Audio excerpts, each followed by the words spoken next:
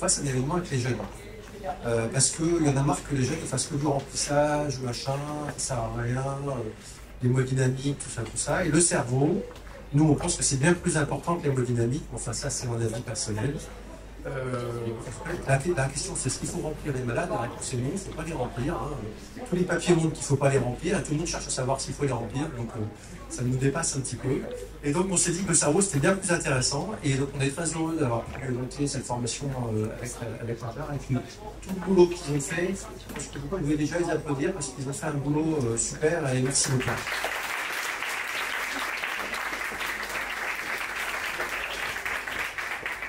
Et donc l'idée, c'est essayer de rendre le truc un peu intéressant. On pose des questions, allez-y, vous n'êtes pas d'accord, vous avez le droit de hurler, je suis pas d'accord. On est là pour profiter de nous, discuter. Il y a pas mal d'experts de la question ici, Kevin va les présenter. Mais voilà, allez-y, nous on essaie de faire le truc le plus interactif possible, on a besoin de vous. Si vous n'êtes pas là, ça ne sert pas à grand-chose. Et après on fera un peu la fête, ce sera très sympa. On devra quitter le navire à minuit, je crois. 1 heure? 1 heure? 2 heures? Oh bah alors c'est parfait. On vous demande de rentrer complètement à quai, qu'il n'y ait pas de mort ce soir, en tout cas pas dans le bateau, et d'être raisonnable. Bon, on peut commencer le cas Kevin qui travaille à Montpellier, tu te laisses te présenter et puis tu lances la discussion. Bonsoir à tous et bienvenue. Donc, Kevin Chelard, je suis anesthésiste animateur en Euroréa au CHU Montpellier. Donc, l'idée de la soirée, c'est de consacrer 1h30, 2 heures à des discussions autour d'un cas clinique. Donc, vous allez pouvoir interagir. Donc, au premier rang, vous avez différents experts. Donc, Thomas déjà présenté Alain Riquet, qui est professeur à KB. Donc, vous le connaissez probablement, c'est un des plus expérimentés de la bande. Ensuite, il y a le Haut-de-Nez, du plus jeune qui est le CHU de Rennes, qui a beaucoup travaillé sur le monitorage, la pression, notamment à Londres. À sa gauche, Hervé Quintard, qui travaille maintenant en Suisse, qui a beaucoup travaillé sur l'oxygénation, lui, voilà, qui va aborder son oxygénation. Et au bout du rang, Baptiste Balança, qui travaille du CL à Lyon, et qui a, lui, la particularité de faire beaucoup de neurosciences, notamment sur l'animal. Donc on va pouvoir aborder d'autres certaines notions avec lui. Alors, je vous propose de commencer directement le cas. Il s'agit d'un traumatisme crânien grave, donc un patient de 57 ans qui chute de 2 mètres sur son lieu de travail et qui présente, pour commencer, une hémiplégie gauche et puis rapidement un coma Glasgow 6. Il est intubé en préhospitalier par les pompiers et il est ramené rapidement au plus proche, en fait, sur un CHG. À l'arrivée, il a une plaie du scalp qui est suturée par des agrafes. Il réalise un scanner corps entier pour explorer ce polytraumatisme et finalement il n'y a pas de problème ni respiratoire, ni hémodynamique, ni abdominal, tout va bien, mais par contre il semble extrêmement grave sur le plan neurologique, ce qui est d'emblée une misoprène. Le scanner cérébral met en évidence une hématome sous-plurale aiguë avec un engagement sous l'influx du cerveau et une déviation de la ligne médiane importante, un effet de masse sur les structures ventriculaires. Associé à ça, des pétéchies bifrontales que vous voyez à l'avant, qui sont très, très fréquentes dans ce type de traumatisme, et aussi un hématome du cervelet, donc il y aura peu d'importance dans ce cas clinique, mais c'est très compté qu'il y a le cas se présenter.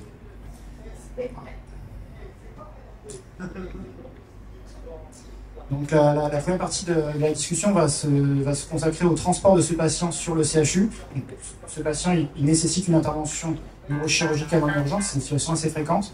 Donc, le malade va être rapatrié du CHG vers le CHU. Et là, la première question qu'on va se poser, c'est comment le transférer, notamment quels médicaments utiliser, comment le ventiler et comment le sédater. Quels objectifs de pression artérielle, donc c'est vraiment des choses très classiques qu'on va commencer à aborder. Est-ce que quelqu'un veut intervenir, par exemple, notamment sur peut-être les sédatifs qui s'utiliseraient pour transférer ce malade? Du coup, vous êtes dans un camion de SAMU. Quelqu'un veut se lancer?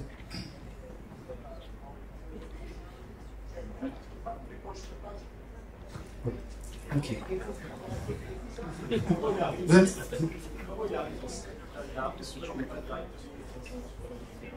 Ça arrive de temps en temps, en fait, c'était juste à côté du centre périphérique, donc c'est pour ça qu'ils ont choisi ça. Mais c'est vrai que c'est important là ce qu'il dit Bernard. Donc, généralement, c'est pas ce qu'il faut faire. Hein. Ces malades-là, ils sont rapatriés sur les traumas sanitaires en première intention, avec des règles de régulation qui sont édictées en général par région. C'est déjà une perte de chance, hein, reconnue, et prouvée. Déjà au départ, oui, on perd de chance. Yoann, peut-être Si je peux inciter les centres de polytrome, c'est vraiment reconnu que ça bénéficie au trauma crânien plus qu'à n'importe quelle pathologie. C'est la première pathologie qui bénéficie en termes de mortalité et de morbidité, de séquelles, d'aller dans un centre qui connaît un peu le problème. Parce que, voilà, on va en parler de... Parce que déjà là, la sédation, le machin, c'est... Enfin, déjà lui, le temps de trouver un autre circuit, vous vous méfiez, je suis bavard. Oui,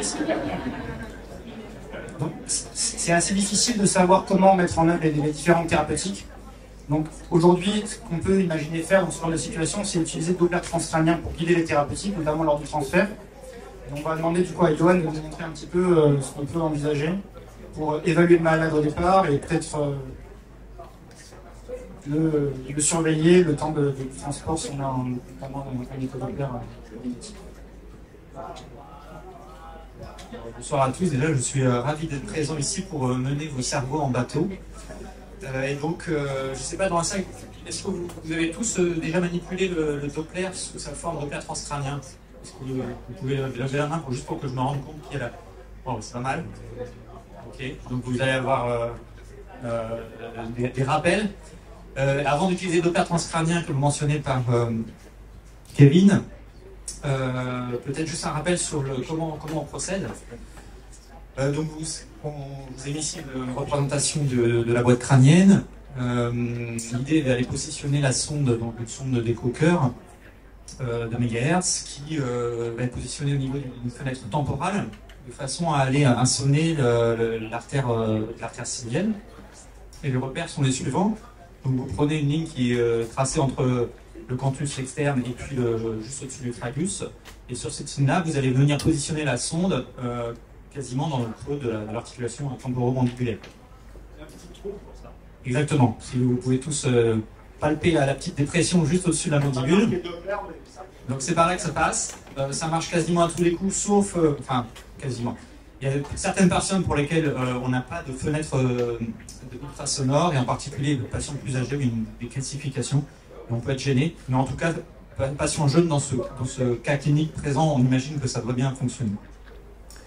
Donc une fois que vous avez posé votre sonde Doppler, vous allez obtenir une image en 2 dimensions, telle qu'elle est représentée ici. Alors peut-être que c'est un peu petit pour ceux qui sont au fond de la salle, mais on peut repérer, quand la qualité de l'image est correcte, 2 structures hypodenses à environ 5 à 6 cm de profondeur, un petit peu plus, qui correspondent en fait aux pédoncules cérébraux. L'autre repère important, c'est cette ligne hyperéchogène qui correspond à la petite aile du sphénoïde, de l'os sphénoïde. Parfois, et là c'est le cas, on peut distinguer également une ligne un peu plus hyperéchogène qui correspond à la vallée sylvienne. Et puis j'ai mis en astérisque le citerne de la base. Donc là, ce sont déjà des repères anatomiques, échographiques, qui permettent de vous rassurer, en tout cas sur la position de votre sonde. Une fois que l'on a cette image, on peut utiliser le Doppler couleur, et normalement on est censé, quand tout se passe bien, voir apparaître eh bien, les artères du polygone de Willis. Donc les flux, je vous rappelle, les flux orange, les flux couleur chaude sont des flux qui se rapprochent de la sonde. Les flux couleur froide sont des flux qui s'éloignent de la sonde d'échographie. Et puis nous avons ici représenté l'artère sylvienne, l'artère cérébrale antérieure et en controlatéral, l'artère sylvienne également. Vous avez ici l'artère cérébrale postérieure qui contourne les pédoncules cérébraux. Et donc, ce que nous, on va chercher à évaluer, c'est le flux sanguin, les vélocités dans les artères sylviennes essentiellement. Alors pour ça, on va faire un tir Doppler. Donc on utilise le Doppler pulsé. Et donc, une fois qu'on a positionné la fenêtre Doppler pulsée sur cet artère d'intérêt, on va obtenir un tracé qui est le suivant et sur lequel on va pouvoir déterminer plusieurs valeurs que vous connaissez probablement. La vélocité diastolique en PS, le pic systolique, la vélocité diastolique, et puis la vélocité moyenne qui correspond finalement à l'air sous la courbe, sous l'enveloppe pour un cycle de Doppler pour une pulsation. Lorsqu'on a obtenu ces vélocités, est-ce que, comment dirais-je, l'échographie, vous savez, c'est un examen qui est plutôt opérateur dépendant, et donc les vélocités vont pouvoir varier en fonction de l'angle d'insonation de la sonde. Et donc c'est cet angle θ qui est représenté sur le schéma, et la vitesse que vous allez mesurer, en fait, elle dépend du cosinus de cet angle. Et donc pour s'affranchir de cet angle d'insonation, on va calculer ce qu'on appelle un index de pulsatilité, qui est l'IP, et qui est représenté sous la formule suivante, hein, la vélocité systolique moins diastolique, divisée par la vélocité moyenne. Alors ces différents paramètres vont avoir un impact direct sur l'évaluation du flux sanguin, et pas la pression, hein, mais le flux sanguin, je le mentionne bien. On sait que alors la diapositive est un peu coupée, mais quand cet IP est supérieur à 1,4 ou quand les diastoliques sont franchement abaissés en dessous de 20 cm par seconde, eh bien c'est un signe de bas débit sanguin cérébral et donc potentiellement d'hypertension intracrânienne. Et donc le Doppler dans cette situation-là, quand on l'utilise dans le camion du SAMU, il peut servir à dépister ces épisodes de bas débit. Auquel cas il faudra réagir avec des thérapeutiques telles que l'osmothérapie. Et donc, c'était la question, je pense, suivante, puisque on vous a présenté les images. Pour optimiser ce type de patient, vous avez à votre disposition différentes thérapeutiques. On peut utiliser soit du mannitol, du savon de salle hypertonique, hein, qui est le produit d'osmothérapie, qui va faire un appel d'eau et qui va chercher, dont le but est de faire baisser le volume d'eau intracérébrale et en fait le volume intracrânien. Et le pain total, lui, a plutôt... Les barbituriques, en général, ont plutôt la propriété de faire baisser la consommation cérébrale en oxygène, donc de faire diminuer le volume sanguin cérébral, et donc les deux vont aboutir à une baisse de la pression intracrânienne et potentiellement une augmentation de la pression de perfusion cérébrale. Donc là, dans le camion, on avait ça, grosso modo, hein, un Doppler transcrânien avec des signes d'HTIC, une vélocité diastolique inférieure à 20, un IP élevé, vous voyez un flux quand même assez, ce qu'on appelle un flux assez résistif en fait, hein, un pic systolique assez élevé, et donc une diastole basse. Et donc l'intérêt du Doppler en fait dans le camion du SAMU, mais également à l'accueil au déchocage, c'est lorsqu'on va effectuer une thérapeutique telle que du mannitol ou du Pinto, ça va être de pouvoir s'assurer qu'on a été efficace en termes de restauration du débit, pardon. Donc là, vous avez un exemple de Doppler transcrânien après du sérum sale hypertonique. On va restaurer la vélocité diastolique au-dessus de 20 et un IP qui est normalisé. Alors évidemment, ce n'est qu'une solution en attendant l'arrivée au trauma center et puis éventuellement accéder à un geste chirurgical. Voilà ce qu'on peut faire avec le Doppler transcrânien dans le camion du SAMU. Est-ce que vous avez... Oui. Oui.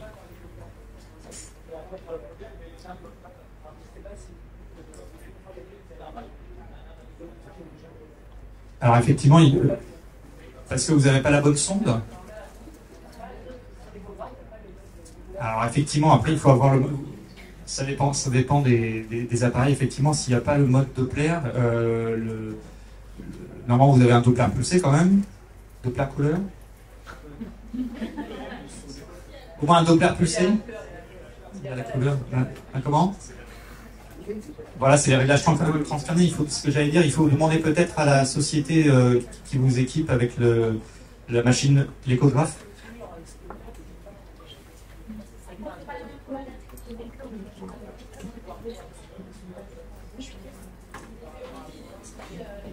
Alors effectivement, ici dans le cabinet, il a de l'anisocourie, on pourrait d'emblée utiliser l'osmothérapie sans passer par le Doppler transcrânien. Là, l'idée de vous présenter le Doppler transcrânien dans cette condition-là, évidemment, c'est dans le cadre du camion du SAMU, mais on peut très bien l'utiliser au déchocage également avant tout pour s'assurer qu'on a un petit peu des flux. Je pense qu'on l'abordera après, mais ça va avoir un impact direct sur la pression d'application cérébrale et les éléments de la séquelle. S'il y a une mineria, il faut faire de scopothérapie, c'est ce qui a plus de tension. L'intérêt, c'est quand il n'y a pas de mineria, c'est voir si ça circule. C'est quand même intéressant de faire une thérapie. Voilà, l'oxygène là-bas. Après, à l'arrivée, ça va avec la phase écho.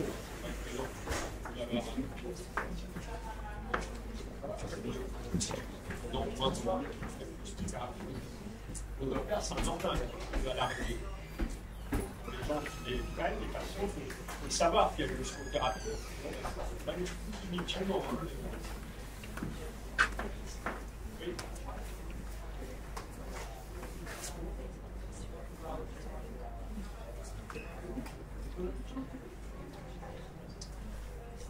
On sort du cas clinique, oui, on fait du Doppler d'autres artères, c'est ça, donc les cérébrales postérieures qui sont quand même plus délicates à insonner, c'est pas toujours évident. Alors on a également le trombe basilaire en passant au niveau d'une fenêtre sous-occipitale, mais chez le patient en réanimation c'est un petit peu, enfin c'est possible, hein, mais c'est un peu moins aisé que l'abord de la fenêtre temporale. On peut passer par devant. Là. Et on peut passer par devant, oui, sous-mandibulaire, vas-y Berlin. Quand ils sont intubés, enfin, pour tout vous dire, c'est comme ça que la vie se passe, c'est intéressant. J'ai trouvé ça par hasard. Non, mais il fallait passer derrière, je viens de le dire, c'est super chiant. Et je suis passé devant, pof, je trouve l'artère. Je me dis, c'est pas possible, je refais derrière, je fais devant. C'est le même, enfin, je me dis, merde, c'est bien le tronc basilaire. Et je me dis, bah, ça doit être décrit quelque part. Je cherche, décrit nulle part. C'est pas possible. J'essaie sur les infirmières. Et là, ça marche, mais c'est beaucoup plus difficile. Parce que devant, l'air passe tout le temps. Et si j'y arrivais, c'est parce que j'étais réa, parce que le malade était intubé. Et donc l'air était dans un tout petit volume. Et donc j'arrivais bien à voir. Donc sur le malade intubé, c'est très facile d'avoir le tronc basilaire. Par devant.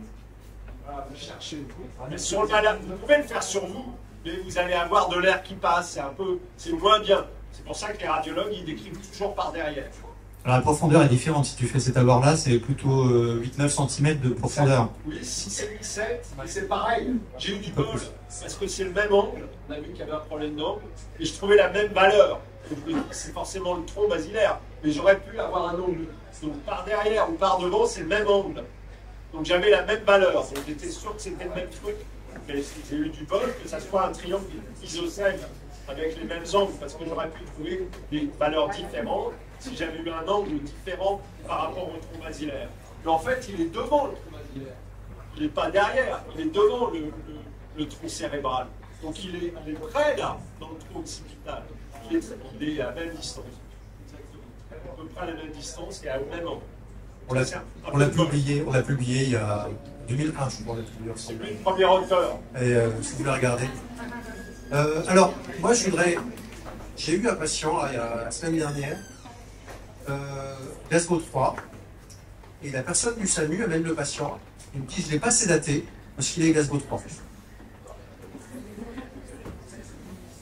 Qu'est-ce que vous en pensez? Vous êtes d'accord?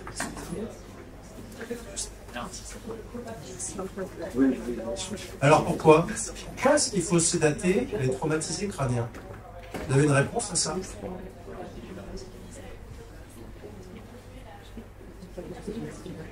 Ça fait baisser la pique, c'est ça? C'est évident pour vous que ça fait baisser la pique, la sédation? Ouais. Et alors par exemple, s'il avait sédaté avec des halogénés, vous auriez dit quoi? Hein? Ça vous dit là, des halogénés, c'est ça? Ça monte la pique, c'est ça? Alors, là, on n'est pas d'accord. Là, on a un problème, parce qu'en fait, on vous a appris que les halogénés augmentaient la pique. On vous a appris. Je suis le rat. Non, non, pas je suis le rat. En fait, je te propose, Baptiste, tu parles après de la pression, et moi je parle de la... Ouais. Parce qu'en fait, alors, est-ce qu'il faut sédater les traumatisés? Vous avez une preuve de la littérature, ça a quelque chose, ça? Il y a des gens qui ont fait des études Le coma, c'est déjà une baisse. C'est pour ça qu'on est dans le coma. On baisse la consommation. C'est une façon de se défendre, le coma. Pas bête, hein? C'est pas bête. Finalement, moi, mon interne, il me demande, il me disait, ouais, finalement, il a pas tort, ce petit Salut. Là, il était en coma, les autres trois bougeaient pas. Le préventif sans sédation, c'est bon. Alors, est-ce que vous pouvez m'expliquer ce que ça fait la sédation sur la brique et pourquoi?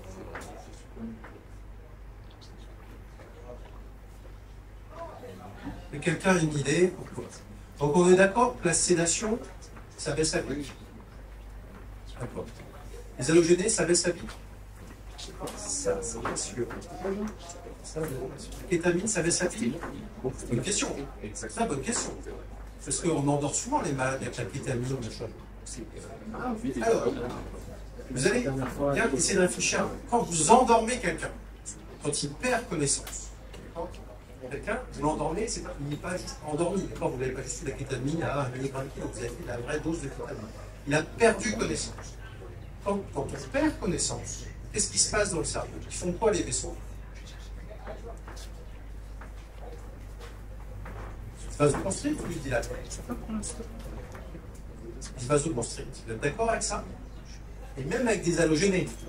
Vous êtes d'accord avec ça? Moi, quand je suis au bloc opératoire, je dors un malade, je mets des halogénés, les vaisseaux, ils se vasoconstrictent. Est-ce que vous êtes d'accord avec ça? Je ne suis pas sûr que vous soyez d'accord avec ça. Alors, je vous explique. C'est très important ce que je vous dis, parce que il y a des... Vous avez... Je vais essayer de tenter de faire un...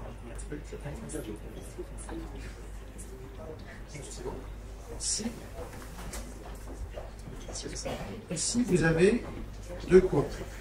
Là, c'est la CMRO2. Vous savez, la consommation d'oxygène du cerveau. Là, c'est la quantité d'anesthésie que vous faites. Alors, on va réfléchir en MAC, parce que c'est facile, en MAC. Je sais qu'il n'y a pas que des anesthésistes ici, mais les MAC, c'est la quantité qu'il faut pour endormir 80. Une MAC, 2 MAC. Okay. Alors, vous imaginez que la MAC, c'est pareil pour le corps. Qu'est-ce qui se passe quand on endort quelqu'un? Là, vous êtes réveillé. Là, endormi, parce que vous avez une MAC. Hop, la consommation elle baisse, parce que vous êtes endormi. Vous arrêtez votre cerveau. Et ça, vous dormez, vous consommez moins d'oxygène. Quand vous regardez M6, vous consommez moins d'oxygène et maintenant. Donc, ça c'est très important. Quand on endort quelqu'un, on baisse sa consommation d'oxygène. Et il y a un truc dans le cerveau qui n'a pas beaucoup dans les autres organes. Vous savez ce que c'est? C'est 5 ou 6 prix Nobel de médecine. C'est la base de l'IRM fonctionnel. C'est une des découvertes majeures du XXe siècle en physiologie. C'est le couplage entre le débit et le métabolisme. Quand le métabolisme baisse du cerveau, et ben le débit baisse. Hein? Cambridge, 1990, premier papier, magnifique. C'est la base de l'IRM fonctionnel. L'IRM fonctionnel, ça va mesurer en fait des consommations d'oxygène dans le cerveau. Donc quand la consommation d'oxygène baisse, le débit baisse. Et pourquoi? C'est parce que les vaisseaux se vasoconstrictent. Okay, c'est couplage, débit, métabolisme, c'est la base. Okay, et donc quand vous endormez quelqu'un, ces vaisseaux ils se vasoconstrictent. Et donc il y a moins de sang dans le cerveau. Donc la pile baisse. Et c'est vrai même avec des halogénés. Qu'est-ce qui se passe avec les halogénés? Pourquoi tout le monde s'énerve avec les halogénés? C'est que, en fait, quand on en met trop d'halogénés, vous mettez, par exemple, 1,4 MAC, 1,5 MAC d'halogénés. C'est interdit chez nous. C'est interdit. Et bien, il y a un effet direct sur la paroi des vaisseaux des halogénés qui vont vasodilater. Donc, après avoir vasoconstricté, parce qu'on a endormi le cerveau, toutes les artères du corps, les périphériques, les coronaires et les artères cérébrales, et bien, si on n'a pas de gain après une MAC, parce qu'on a déjà endormi le cerveau, on n'a pas de gain de CMRO2, et par contre, on va dilater un petit peu les vaisseaux. Et c'est là où, en fait, par rapport à d'autres médicaments, par exemple le thiopentane ou le propofol, ils ont moins cet effet-là. D'accord? Et donc, en fait, les halogénés baissent la pique. Sauf si vous en mettez trop. Vous en mettez trop, il la baisse, en tout cas, il la baisse peut-être moins que le propofol. D'accord? Alors c'est pour ça qu'on dit que quand on a un malade avec une HTLC, c'est plutôt le propofol qu'il faut choisir, parce que le propofol vasoconstricte plus le cerveau. Après, il y a une grande question, hein. Est-ce que c'est intéressant de vasoconstricter un cerveau déjà dans le coma? Faut voir, faut voir. Vous avez déjà un malade qui a un débit sanguin cérébral qui n'est pas top, et là, qu'est-ce que vous allez faire? Vous allez le vasoconstricter au maximum. Et il y a pas mal de papiers qui disent que les bolus de propofol, par exemple, ça fait désaturer le cerveau. Pas très longtemps, enfin bon. Quand on a vu ces papiers, on s'est dit, oh là là, qu'est-ce qui se passe? En fait, c'est logique, vous vasoconstrictez brutalement le cerveau, ça fait baisser la pique, mais il y a plein d'effets intéressants, vous adaptez le malade au respirateur, vous contrôlez la pyramide.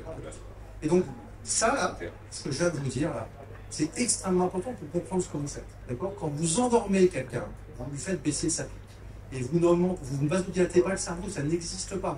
Ça n'existe pas. Alors, il y a peut-être le gamma OH qui fait ça. Personne n'utilise ça. Mais le gamma OH, vous ne dormez pas avec le gamma OH. Vous avez déjà vu un malade sur le gamma OH, il ne dort pas. Donc, ça, c'est très important. Et je voudrais que vous compreniez bien ce couplage du métabolisme. Hein. Et si vous mettez 1,4, 1,5 MAC de sévoflurane, le cerveau se découpe, se découpe du métabolisme. Donc c'est là où on a un problème. Après l'avoir vasoconstricté, on va le vasodilater, et là, en fait, on va peut-être potentiellement avoir un effet un peu moins important sur la vie. Est-ce que c'est clair pour tout le monde, tout ça? Je ne rentre pas trop dedans, hein, c'est bon, vous avez... Donc, et puis les halogéniques ont des effets intéressants parfois. C'est un peu plus neuroprotecteur que le. Donc il y a plein de gens qui travaillent sur finalement est-ce qu'il ne faudrait pas endormir les traumatisés avec des halogéniques. Je ne voudrais pas que je vous ai dit ça aujourd'hui. Hein. Je ne voudrais pas que vous rentriez chez vous, mais en tout cas, c'est un peu plus compliqué que oui, non. Alors, anesthésie, en HTIC, c'est plutôt des barbituriques ou du propofol, et parce que vous allez vasoconstricter le cerveau et vous faire baisser la pique. Voilà. Mais en tout cas, sur un malade qui n'a pas eu de grande HTLC, vous avez tout à fait le droit de réfléchir un peu plus et de dire que maintenant, peut-être c'est important qu'on discute aussi de pression artérielle. Et je vais te laisser la parole, Baptiste, si tu veux, pour discuter des outils de pression artérielle. Le droit de mettre un truc sur l'anesthésie. Oui, bien sûr. Alors, on n'est pas tous d'accord. Hein, non, je n'ai pas dit que j'étais pas d'accord.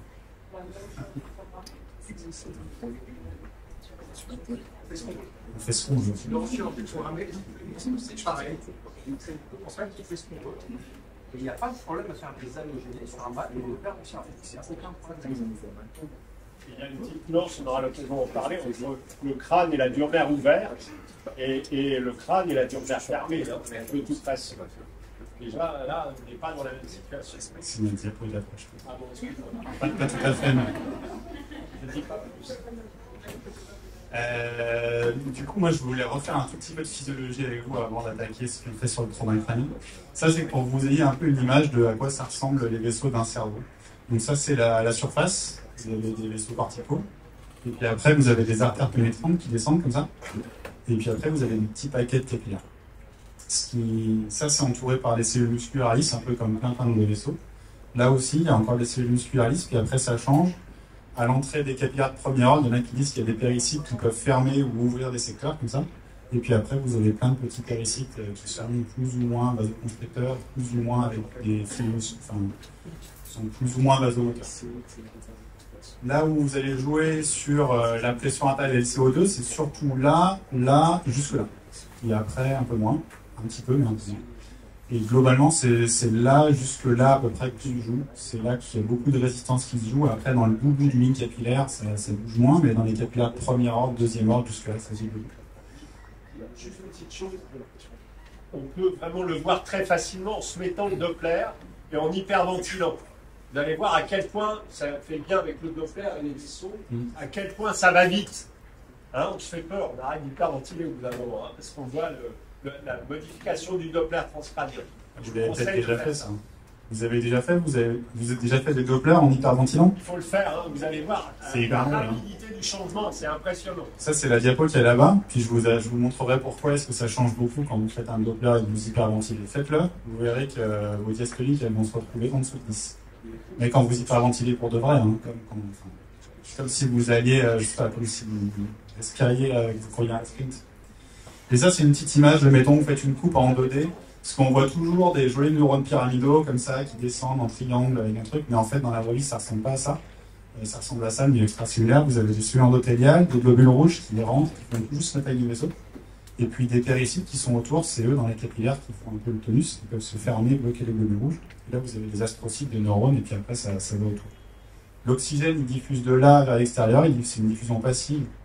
Donc tant qu'il y a du sang avec de l'oxygène, ça diffuse. Le glucose, lui, c'est une diffusion active, il va passer soit dans les cellules endothéliales, les astrocytes, les neurones, soit dans le milieu extracellulaire. Ça, c'est une diffusion active. Et l'oxygène, il consomme de l'oxygène, le cerveau, il consomme de l'oxygène, du glucose. Et le truc sur les lactates dont tout le monde parle, c'est pas vrai, hein, le cerveau, il consomme très très peu de lactate. Si vous mettez du lactate exogène, en fait, il est transformé par le foie en glucose, et ensuite, le cerveau, il consomme du glucose. Donc, il consomme un tout petit peu de lactate, mais il consomme pas beaucoup de lactate. Un petit peu. Ça dépend des conditions, mais globalement, retenez surtout qu'il faut du glucose, hein, parce que si vous mettez du lactate, ça sera transformé surtout en un petit peu capté par le cerveau. Alors du coup, ça c'est ce qui se passe chez un sujet sain. Ça marche aussi chez l'animal normal. Hein. C'est ce qui vous permet, quand vous vous levez brutalement de votre chaise, de ne pas tomber par terre. C'est le fait que quand votre panne baisse, parce que vous vous levez brutalement, et ben, votre débit sanguin cérébral, il reste le même. Du coup, vous ne tombez pas dans les pommes chaque fois que c'est un effet. Et du coup, ce qui fait que ça reste constant, c'est le diamètre des vaisseaux. Et du coup, bah, pour que le débit reste constant, c'est assez simple. Hein. Si vous montez la pression et que vous voulez un débit constant, il faut que le vaisseau soit plus petit. Et puis si vous baissez la pression et que vous voulez un débit constant, il faut que les vaisseaux soient plus petits. Donc globalement, quand vous baissez la pression, les vaisseaux ils dilatent. Et puis quand vous montez la pression, les vaisseaux ils se vasoconstrictent, essentiellement tout ça. Et puis après, au bout d'un moment, bah, c'est plus dilaté. Donc quand il n'y a plus assez de pression et que le système devient instable, les vaisseaux ils se collabent. Et puis après, ici, au bout d'un moment, bah, les vaisseaux ne peuvent plus non plus vasoconstricter. Donc si vous poussez tellement fort, au bout d'un moment, vous allez avoir une vasodilatation un peu passive. Donc là, on sort des plateaux d'autorégulation. Le CO2, qu'est-ce que ça fait? Donc si vous respirez vite, ce qui se passe quand vous hyperventilez, c'est que ça vasoconstricte vos vaisseaux, du coup ils sont plus petits, du coup votre débit il baisse, et ça va vasoconstricter tout ça, donc ça augmente vos résistances. Et si vous faites ça avec un Doppler sur la tempe, comme ça faites-le, hein. C'est vraiment un très très bel exemple de ce qui se passe quand on baisse la compliance et quand on augmente les résistances. Donc vous hyperventilez très vite, jusqu'à ce que vous ayez la tête qui tourne un peu, ça va quand même tourner. On a quand même moins de débit. Et du coup vous allez voir la diastolique qui baisse, votre IP qui augmente, qui va se retrouver à 2. Et en fait, à ce moment-là, vous avez un plateau d'autorégulation qui est très large, et puis un débit qui est bas. Chez vous, hein, le traumatisé crânien, pas forcément, mais chez vous, ça ressemble à ça. Et puis après, quand vous vous mettez à respirer normalement, le vaisseau dilate. Et du coup, si vous montez votre capnie et que vous arrêtez de respirer, et bah, du coup, vous vous retrouvez au-dessus, le vaisseau se dilate, et votre plateau d'autorégulation il est plus petit, parce que les vaisseaux sont plus dilatés, donc c'est plus de capacité à le faire. Et ça, c'est très très vrai dans les valeurs normales. Après, si vous êtes hypotendu, ça devient moins vrai. Si vous êtes très hypertendu, ça devient un peu moins vrai aussi. Et ça, c'était pour reprendre un peu des données animales et humaines d'anesthésie. Effectivement, hein, le débit, il n'est jamais au-dessus de celui du sujet sain avec un agent anesthésique. Quand vous endormez quelqu'un, il baisse le temps. Et après, il baisse plus ou moins. Et il baisse plus ou moins en fonction du niveau de l'agent que vous allez utiliser. Du coup, les agents qui vasoconstrictent le plus, c'est plutôt les agents IV, propofol, succintal. Les agents qui vasoconstrictent pas trop, c'est plutôt... Alors la kétamine à grosse dose, je sais pas, j'ai pas trop vu de données. La kétamine à petite dose, ça fait pas grand chose. Et les halogénés, à petite dose, ça vasoconstricte un peu, et à grosse dose, ça redilate un peu. Et puis tous, ils font baisser la CMRO2 et la CMR glucose, sauf la kéta et la DEX. Ouais.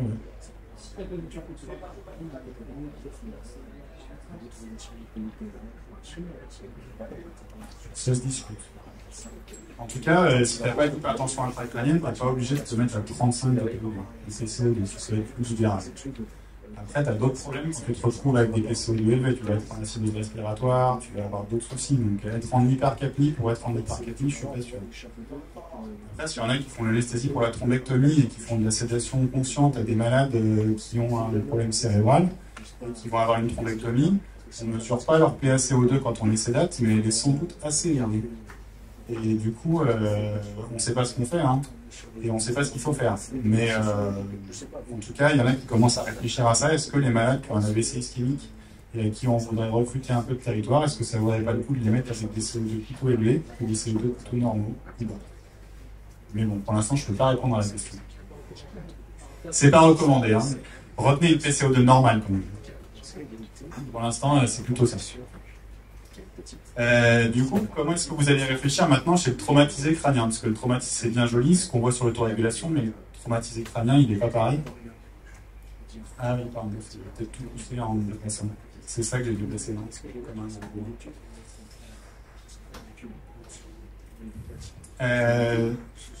Qui est-ce qui a déjà entendu parler de la courbe de Langfit? Ouais, un petit tir, c'est bon. La courbe de Langfit, c'est ça. Donc c'est l'idée que votre boîte crânienne elle est fermée. Et puis du coup, je sais pas, vous avez déjà essayé de mettre de l'eau dans une bouteille fermée? Au début, c'est facile. Puis après, si vous continuez à souffler dedans, vous n'allez plus y arriver. Et donc vous allez monter la pression pour rajouter quelque chose. Donc c'est un peu le même concept. Votre boîte crânienne elle est fermée. Au début, quand vous faites des variations de volume, s'il y a, je sais pas, une tumeur, un hématome, une hydrocéphalie, la pression elle ne bouge pas trop parce que vous compensez avec le reste. Il y a le secteur veineux qui se vide, il y a le LCR qui se vide, il y a le milieu extracellulaire qui se vide. Et après, au bout d'un moment, vous avez tout vidé. Donc vous allez rajouter du volume dans un milieu fermé. Et donc, si vous bourrez quelque chose dans un sac, au bout d'un moment, il faut appuyer très fort pour que ça rentre. Et donc, c'est pareil, là, vous continuez à bourrer des trucs dedans, ça fait monter la pression. Et du coup, le traumatisé crânien, là, ici, là, il a déjà plein de choses dedans, il y a des ventricules qui sont collabés, il y a le l'œdème, il n'y a plus trop de place, il a sans doute une compliance qui est pourrie. C'est ce que vous voyez avec l'IP qui est un peu élevé. Et donc, une toute petite variation de volume, ça va faire une grosse variation de pression. Et puis, plus vous êtes là, plus ça monte vite.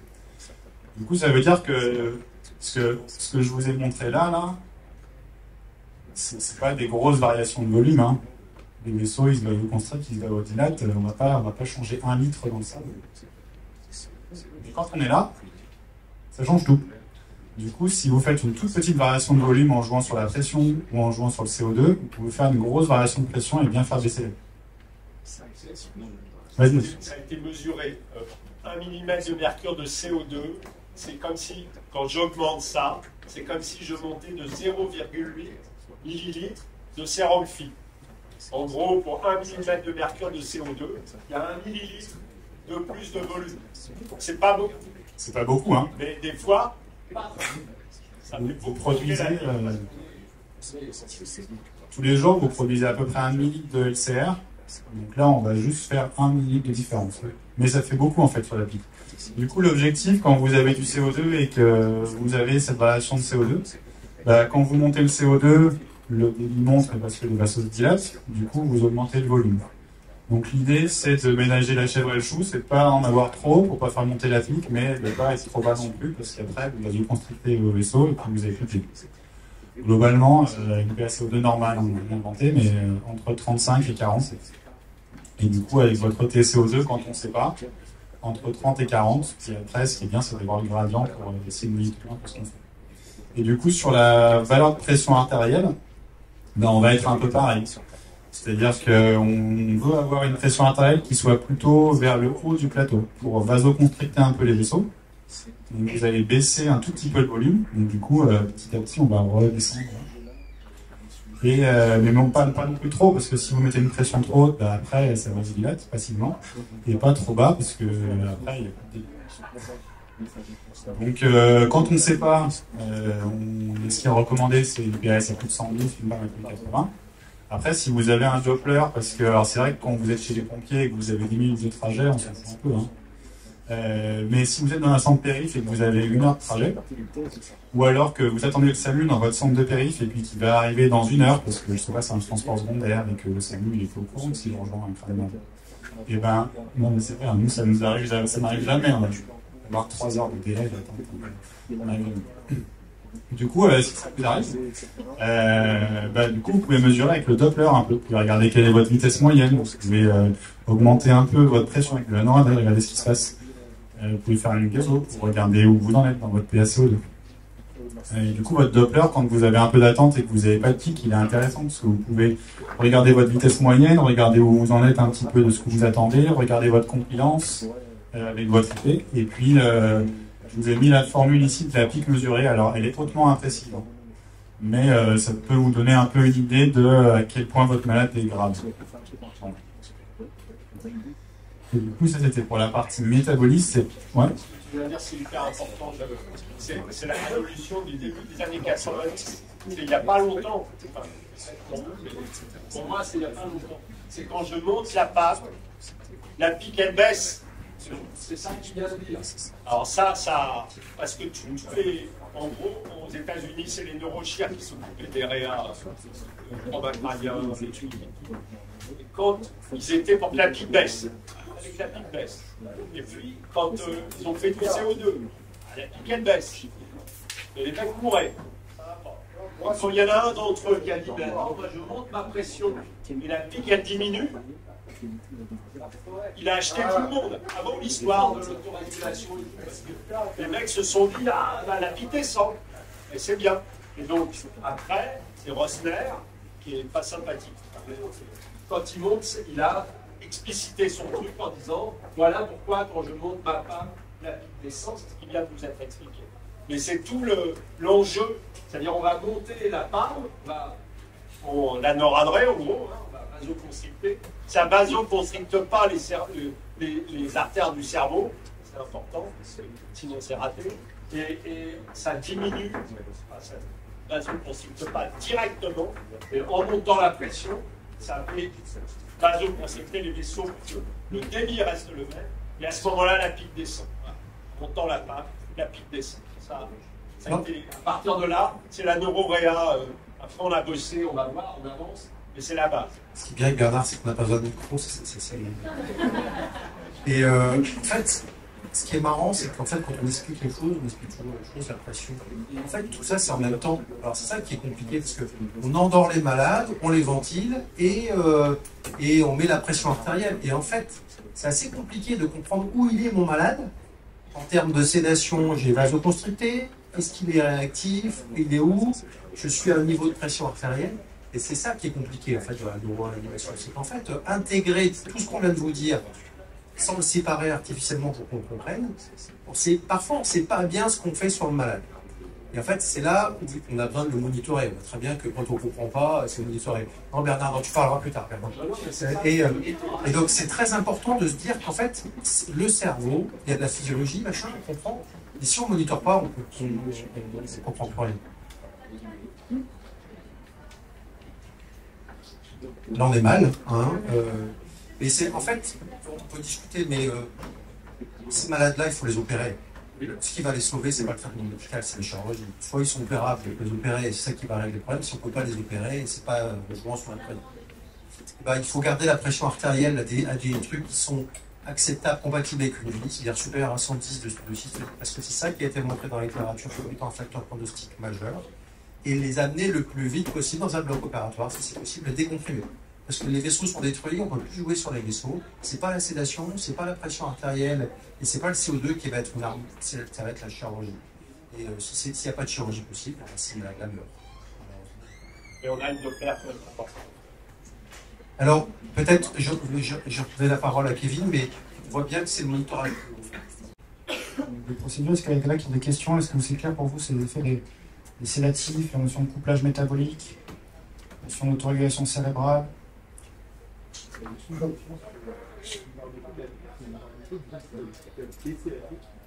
finalement, l'important, c'est pas d'avoir c'est préservé, de oxygéner le cerveau. Et finalement, on a dit que sur le plateau, sur la scène à droite, un plateau de coagulation cérébrale, mais finalement, du coup, on a en tête des éléments de plus matériels qui sont plus élevés, avec un risque de même que il a été mis au cerveau. Alors, évidemment, ça dépend des niveaux de prix. Normalement, Mais ta question, on t'a embauché, je pense, pour faire la soirée avec nous. Si on nous permet de faire la transition. Évidemment, ces éléments-là, c'est des éléments qu'on va discuter maintenant qui sont majeurs à la suite et auxquels tu n'as pas accès au tout départ. Donc, au tout début, tu es obligé de faire un petit peu avec des éléments simples comme le Doppler et surtout te baser sur ta physiologie. Voilà, les notions que tu connais fondamentale, on va dire. On est obligé de faire ça avant d'avoir ces autres informations. Donc, ce malade, il a été opéré, on va un peu parler donc, voilà, des effets. Donc, il a été crâniectomisé, comme vous le voyez, sur le scanner de gauche, et le chirurgien a mis en place un capteur de pic. Donc, ça a permis de faire régresser la misochorie. Cependant, vous avez vu, les contusions bifrontales sur la décompression, elles se sont largement majorées. Et la crâniectomie, c'est peut-être pas la notion, mais elle n'est pas très large, vous voyez, elle n'est pas très grande. Donc dans ce cas-là, on n'est pas très à l'aise et on se demande comment prendre en charge ce malade. Et donc, voilà, il est en réa. Est-ce que vous avez une idée des éléments importants qu'il va falloir surveiller? Est-ce que la notion d'Axos, elle est importante encore aujourd'hui? Est-ce que ces éléments sont pour vous très importants? Est-ce que ça vous parle, les Axos, déjà? Le terme, nous, on l'a utilisé tout le temps, mais...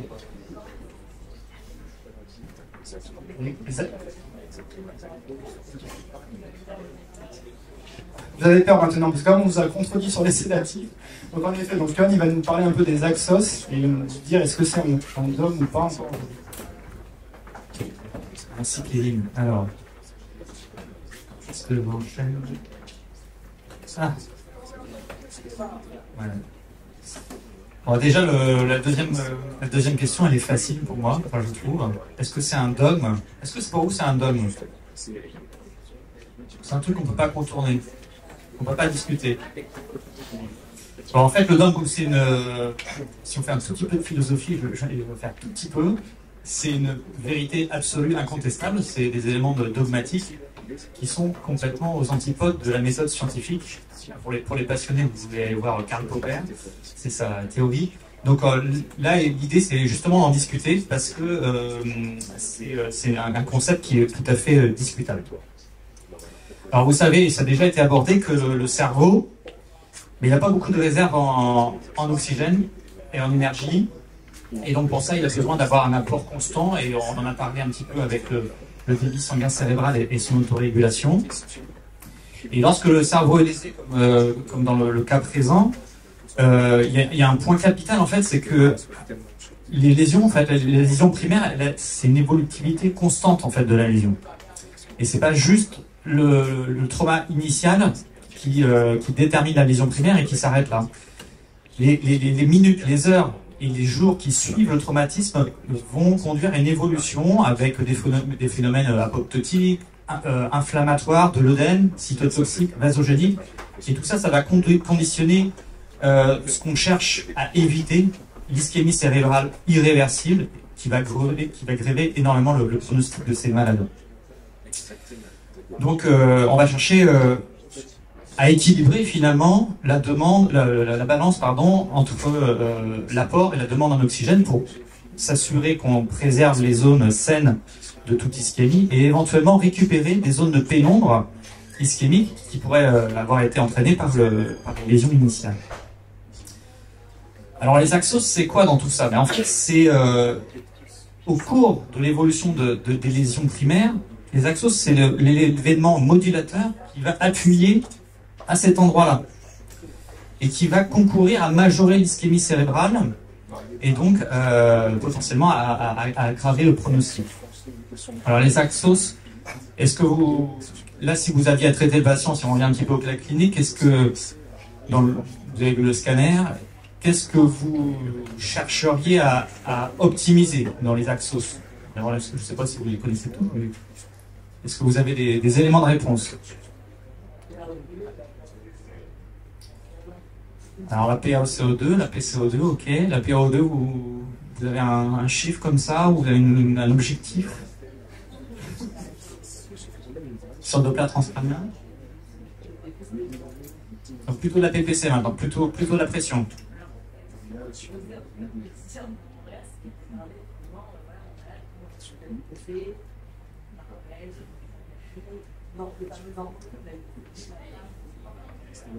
Il est crâniectomisé, il est en réa, j'ai vu qu'il y avait une sonde de pic.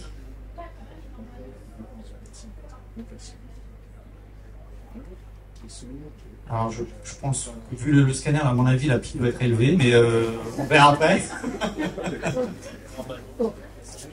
Ça devrait s'être calmé, mais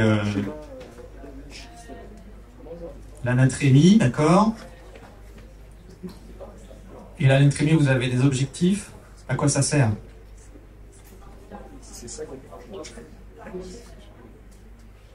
D'accord. Donc l'état d'hydratation du parenchyme. Ok. Alors, juste pour faire un petit peu de tri, on va revenir un peu sur toutes ces notions. Et Bernard, il a abordé au tout départ, on en a parlé, la principale agression au cours du traumatisme, c'est l'absence de débit, l'absence de pression, c'est la première axos. C'est ça qui va être un élément déterminant en fait du pronostic de ces malades. Et donc, alors je reviens rapidement parce qu'on l'a déjà expliqué, hein, mais le cerveau a cette capacité d'autoréguler son débit et donc de garantir une perfusion. Ça, c'est sur un cerveau sain. Sur un cerveau lésé, en fait, on est incapable, sans monitorage, de déterminer comment est modifié ce plateau d'autorégulation. Alors la plupart du temps, c'est quand même un débit qui est abaissé. On est plutôt sur ce type de courbe, abaissé, décalé vers la droite. C'est-à-dire que pour un même niveau de pression, vous allez tout de suite vous retrouver dans cette zone de perte d'autorégulation, la pompe descendante, là, et donc la moindre chute de pression risque d'avoir un impact direct sur la perfusion cérébrale et donc le risque d'atteindre le seuil d'ischémie, ici que je vous ai représenté en orange, on voit que c'est pas très bien du fond, et donc c'est ce qu'on va éviter à tout prix. Ça c'est vraiment important de pouvoir garantir les objectifs de pression qui ont déjà été mentionnés par Paty, je crois, sur une pression artérielle systolique à 110 ou une pression artérielle moyenne à 80. Et évidemment, là, on a du monitorage, donc on peut même se permettre d'avoir un objectif de PPC.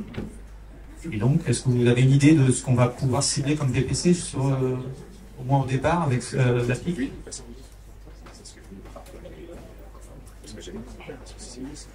J'ai pas entendu. Ouais, 60, 70. Donc, la fourchette initiale.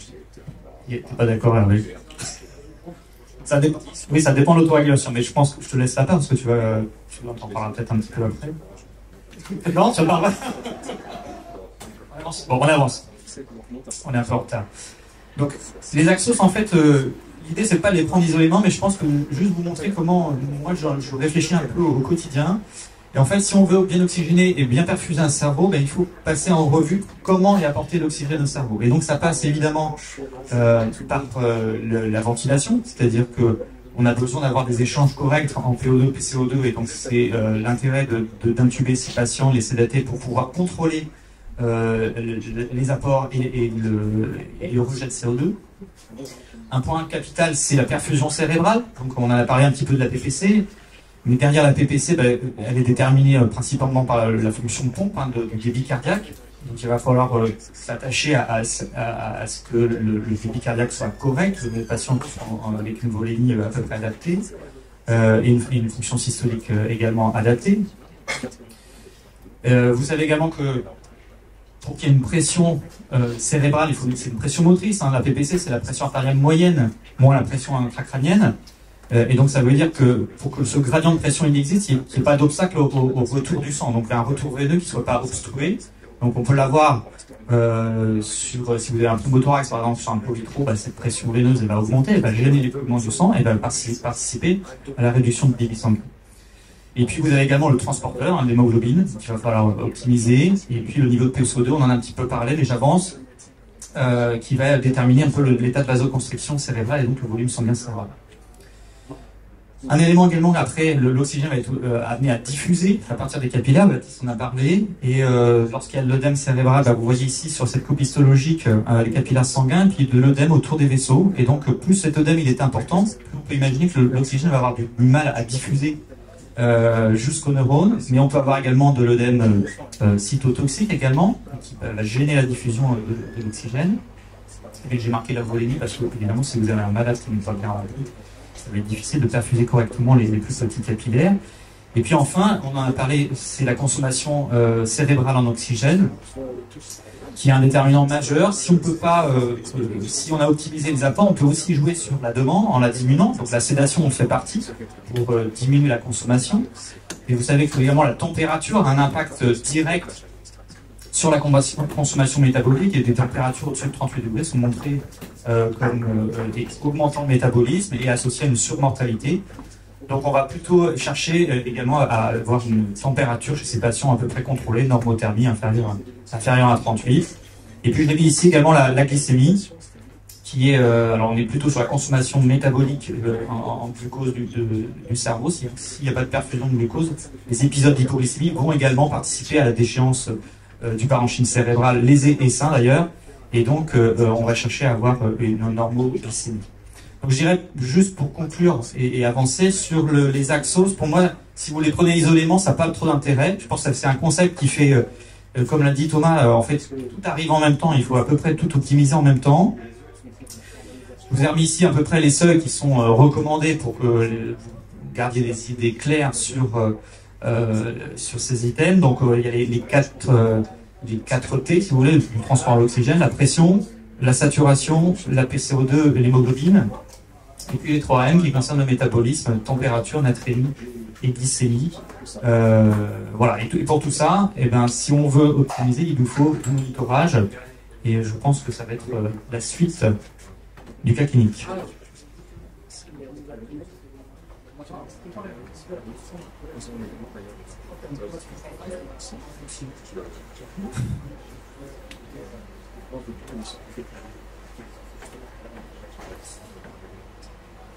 Donc la question qui m'a été posée, c'est savoir s'il y a un intérêt d'avoir un monitoring un petit peu plus poussé et mettre une pression tissulaire en oxygène.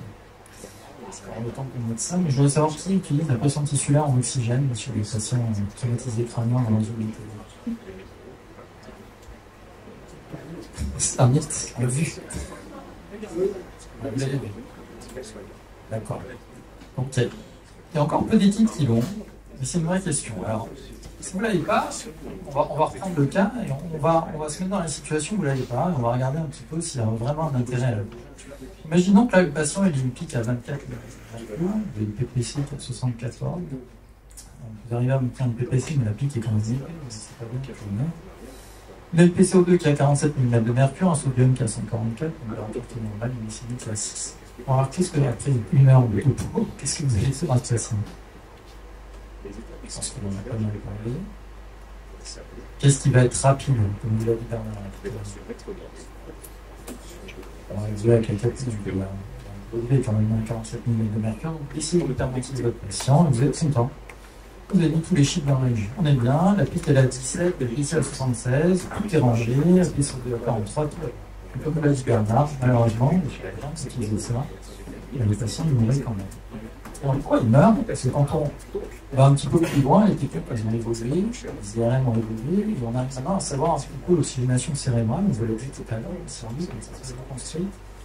Toutes les couches superficielles, là, elles sont soumises à une ischémie. Ça, c'est des images d'ischémie qu'on voit très bien en fonction de la question de la patiente.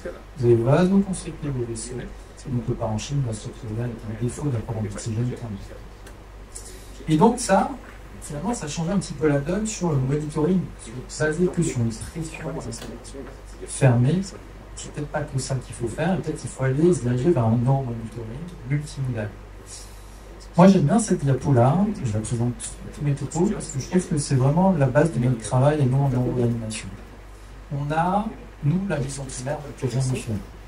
L'hématome, on ne sait pas faire. Le thrombus d'un artère, on ne sait pas faire. Donc, tout ce famille qui est dans l'anglais.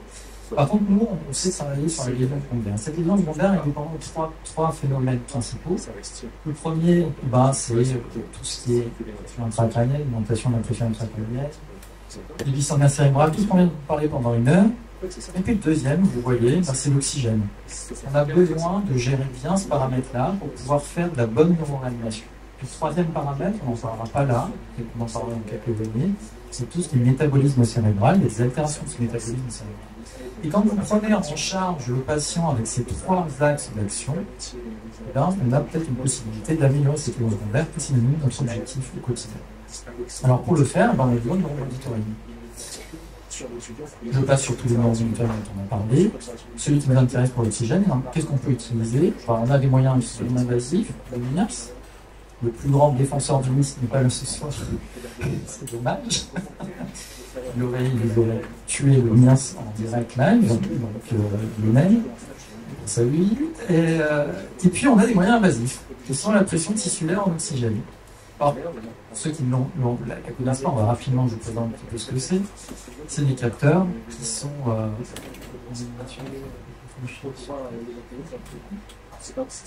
Alors, c'est un capteur qu'on va mettre dans le parenchyme. Qu'on va mettre dans le parenchyme, qu'on appelle une électrode, avec une anode et une cathode, c'est une électrode de Clark, et qui va s'oxyder.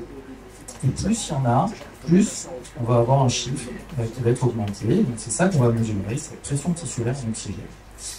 Donc c'est très simple à mettre, hein. On perce à la lumière, on fait un parenchyme et tout. Il y a des règles de conduite quand on a ces pressions tissulaires qui sont mises en place, on peut les utiliser de suite, soit par etc. Et puis, il faut toujours les contrôler, parce que le risque, c'est qu'il y a des hématomes qui se développent et l'oxygène est incapable de traverser l'hématome. Donc, c'est là qu'on ne peut plus l'utiliser, donc il faut faire des flèches. Le chiffre magique en neuroanimation, on l'a compris, c'est 20, 22, donc là c'est 20. Le cutoff, il est à 20, et en dessous de 20, mais c'est pas bien. Alors, c'est pas bien, mais finalement, qu'est-ce que je vais faire avec cette PTIO de la 18? Qu'est-ce que je vais faire? C'est souvent la question qu'on se pose. Alors, moi, je résume de manière provocatrice, puisque Thomas vous a dit tout à l'heure qu'on fait des formations d'hémodynamique tout le temps. Donc on peut rapprocher la PTIO2, moi j'aime bien rapprocher de la SVCO2. La SVCO2, il y a plein de paramètres qui la font varier. La consommation d'oxygène, la saturation artérielle. Donc tous ces paramètres-là, sont des paramètres que, lorsqu'on va agir dessus, on va faire varier cette SVCO2. Dans la PTIO2, c'est exactement la même chose. La PTIO2, il y a deux paramètres qui vont la faire varier. C'est un des paramètres de perfusion, les autres, c'est les paramètres d'oxygénation. Après tout ce qu'on vous a dit, paramètres de perfusion, qu'est-ce que ça peut être? Sur quoi on va pouvoir agir pour améliorer cette PTIO2? Pression de perfusion cérébrale, qu'est-ce qui peut faire améliorer également la perfusion cérébrale? Oui, et donc le débit sanguin cérébral en général. Donc on va essayer de vasodilater notre vaisseau, et qu'il y a une meilleure dilatation du vaisseau. Voilà, super, le CO2. Donc ça va être une arme de poing, de force très importante dans l'utilisation de ce Et puis il y a des paramètres d'oxygénation sur lesquels on va agir. En systémique, l'oxygénation, ça va dépendre de ce qu'on est capable d'extraire au niveau du cerveau. Donc là, on va essayer de diminuer parfois la consommation cérébrale, avec en particulier la sédation. On va pouvoir agir également sur le transporteur, celui qui va nous amener l'oxygène au niveau du tissu. On va pouvoir agir sur l'hémoglobine, c'est ça qui va pouvoir faire varier avec les deux. Et puis enfin, bien sûr, on peut agir sur ce qu'on apporte au patient en oxygène, la HCO2, la PaO2, la pression artérielle en oxygène. Tous ces paramètres-là, on va pouvoir agir dessus. Donc si vous comprenez ça, vous allez pouvoir agir sur ce chiffre magique de 20 pour essayer de remonter. Donc il va avoir tendance à descendre. Donc c'est un petit peu le principe de cette PTIO2. Alors, au final, comment on peut résumer ça? En fait, ce qu'il faut bien comprendre, c'est qu'il ne faut pas réfléchir que sur une PTIO2. Il faut réfléchir sur le monitoring global. PTIO2 plus pic. Et donc, quand vous réfléchissez sur ça, vous avez 4 scénarios qui se développent. C'est un tableau à double entrée. D'un côté, vous avez la pic, qui peut être basse, enfin 22 par 2. Et puis de l'autre côté, vous avez la PO2 qui peut être soit bonne, soit mauvaise. Et donc, le scénario A, si je vais bien, tout va bien, c'est-à-dire que j'ai une pic qui est basse et j'ai une PTO2 qui est élevée. Dans ces cas-là, on va pas trop s'équiper. Le type B, c'est lorsqu'on a une pic qui est élevée, mais qu'on a une PTO2 qui est bonne. Ça, c'est ce qu'on a cru tout le temps vrai avant qu'on ait eu la PTO2. Mais ça, c'est cool que c'était comme ça. Ce scénario-là, je ne vais pas vous l'expliquer, parce que même le gars depuis une heure, on va bien sur différents paramètres, gestion de CO2, etc. Gestion d'HTIC, on vient de leur expliquer. Et bien justement, on va en parler. J'arrive à ma deuxième portion de tableau, où là, la PTIO2 elle est plus bonne. Le premier scénario, le type C, c'est lorsque la pic est bonne, mais notre PTIO2 n'est pas bonne. Jusqu'à maintenant, on pensait que quand la pic était bonne, tout allait bien. Mais en réalité, il y a des moments où la PTIO2 peut être basse. Et à partir de ce que je vous ai dit tout à l'heure, eh ben, on va pouvoir gérer cette PTIO2 et arriver à améliorer l'oxygénation cérébrale. Parce que dans ce cas-là, ben, qu'est-ce que je vais pouvoir faire? Je vais essayer d'améliorer ma pression artérielle moyenne, essayer de trouver la meilleure pression de perfusion cérébrale optimale, comme vous disait Johan tout à l'heure. Je vais pouvoir agir sur mon débit sanguin cérébral en essayant de vasodilater progressivement mes vaisseaux pour essayer d'augmenter l'apport sanguin au niveau cérébral. Mais là où je suis rassuré, c'est que comme d'un autre côté, je monitore la pic, bah, cette pique, si je vois qu'elle commence à monter, je vais pouvoir arrêter de faire ça. Je vais pouvoir contrôler, en faisant une action d'un côté, je le rétro-contrôle par l'autre côté. Je vais pouvoir également améliorer l'oxygénation cérébrale en améliorant les apports en oxygène. Je peux améliorer également la transfusion en transfusant mon patient. Tous ces éléments-là, les uns après les autres, me permettent d'améliorer ma PTO2 tout en contrôlant que je ne vais pas augmenter la fibre. Parce que le risque, c'est que je joue avec mon CO2, je l'augmente. Et vous voyez que quand on regarde les recommandations, on peut arriver à des taux de PCO2 qui sont très très élevés. Des taux de CO2 qui sont très très élevés, puisqu'on arrive même jusqu'à 6 kilopascales. Donc on a des taux de CO2 qui sont très très élevés. Et comme j'ai un rétro-contrôle de ma pique, je sais très bien que je ne vais pas faire de catastrophe. Si vous voyez que la pique commence à monter, il faut l'arrêter. Et puis le scénario D, bah, c'est le scénario de catastrophe, là où la pique qui monte et la PTO2 qui s'effondre. Et là, dans ces cas-là, il faut traiter la cause. Le problème, c'est effectivement qu'il y a probablement trop de gènes. Et on pourra effectivement avoir des objectifs en PCO2 qui sont peut-être un petit peu plus larges, parce que le cerveau s'ouvre vraiment pour avoir en oxygène. Donc on peut résumer ça sur un tableau en français, c'est toujours plus simple. Ça, c'est ce que j'ai fait dans le service pour que ça simplifie les choses à la nuit à 3h du matin. Où on a des objectifs qui sont bien définis, en particulier en PCO2, parce que selon la situation, on n'est pas dans les mêmes apports. Donc on part de l'oxygénation et on gère la pique en fonction, est-ce que la pique est polyèdre, est-ce que la pique est glace, on se retrouve dans un cas scénario. Alors vous savez que c'est un hot topic, hein. Il y a eu, à la soirée, il y a eu la présentation d'une étude française multicentrique. Hein. Donc est-ce que ça marche tout ça, est-ce que c'est bien? Alors ça marche toujours très bien quand on a un rétrospectif, parce qu'on prend des études avant après, et puis quand on fait la chose, ça se passe plutôt bien. Ça c'était ce qui a amené à poursuivre dans l'évaluation de cette technique-là. Est-ce que ça marche quand on fait les études randomisées? On est un petit peu plus embêté, parce que bon, la première étude c'était l'étude Boost, là vous voyez, bon, il n'y a pas eu d'effet significatif d'utilisation dans le groupe de PTO2, mais quand on regarde quand même la mortalité, il y avait une tendance dans ce groupe-là. Bon, statistiquement, on peut dire significatif. Et puis il y a eu le travail, alors je ne vais pas vous présenter parce qu'il était juste présenté à la SPAR là, mais Jean-François Payen qui a présenté le site essai. Est-ce qu'il y a un intérêt? Sur la population générale, probablement non. Mais clairement, il y a des sous-groupes de patients chez qui, c'est les patients forcément les plus graves, ceux qui ont vraiment des poussées d'hypertension intracrânienne, ceux qui ont besoin d'être finement tunés. Ben, si chez ces patients-là, il y a vraiment un intérêt d'avoir ce genre de monitoring en parallèle. D'accord? Donc c'est pas quelque chose de compliqué, mais c'est quelque chose qui va vraiment dans le sens de je vais faire beaucoup de manipulations sur mon patient, en particulier en jouant sur les débits, et le risque, c'est que j'aggrave les lésions. Donc le double monitoring, c'est quelque chose d'important. Pour l'instant, le double monitoring, dans quelques années, ça sera plus. Mais en tout cas, avec cette PTO2, la réponse est oui, je pense qu'il y a un intérêt.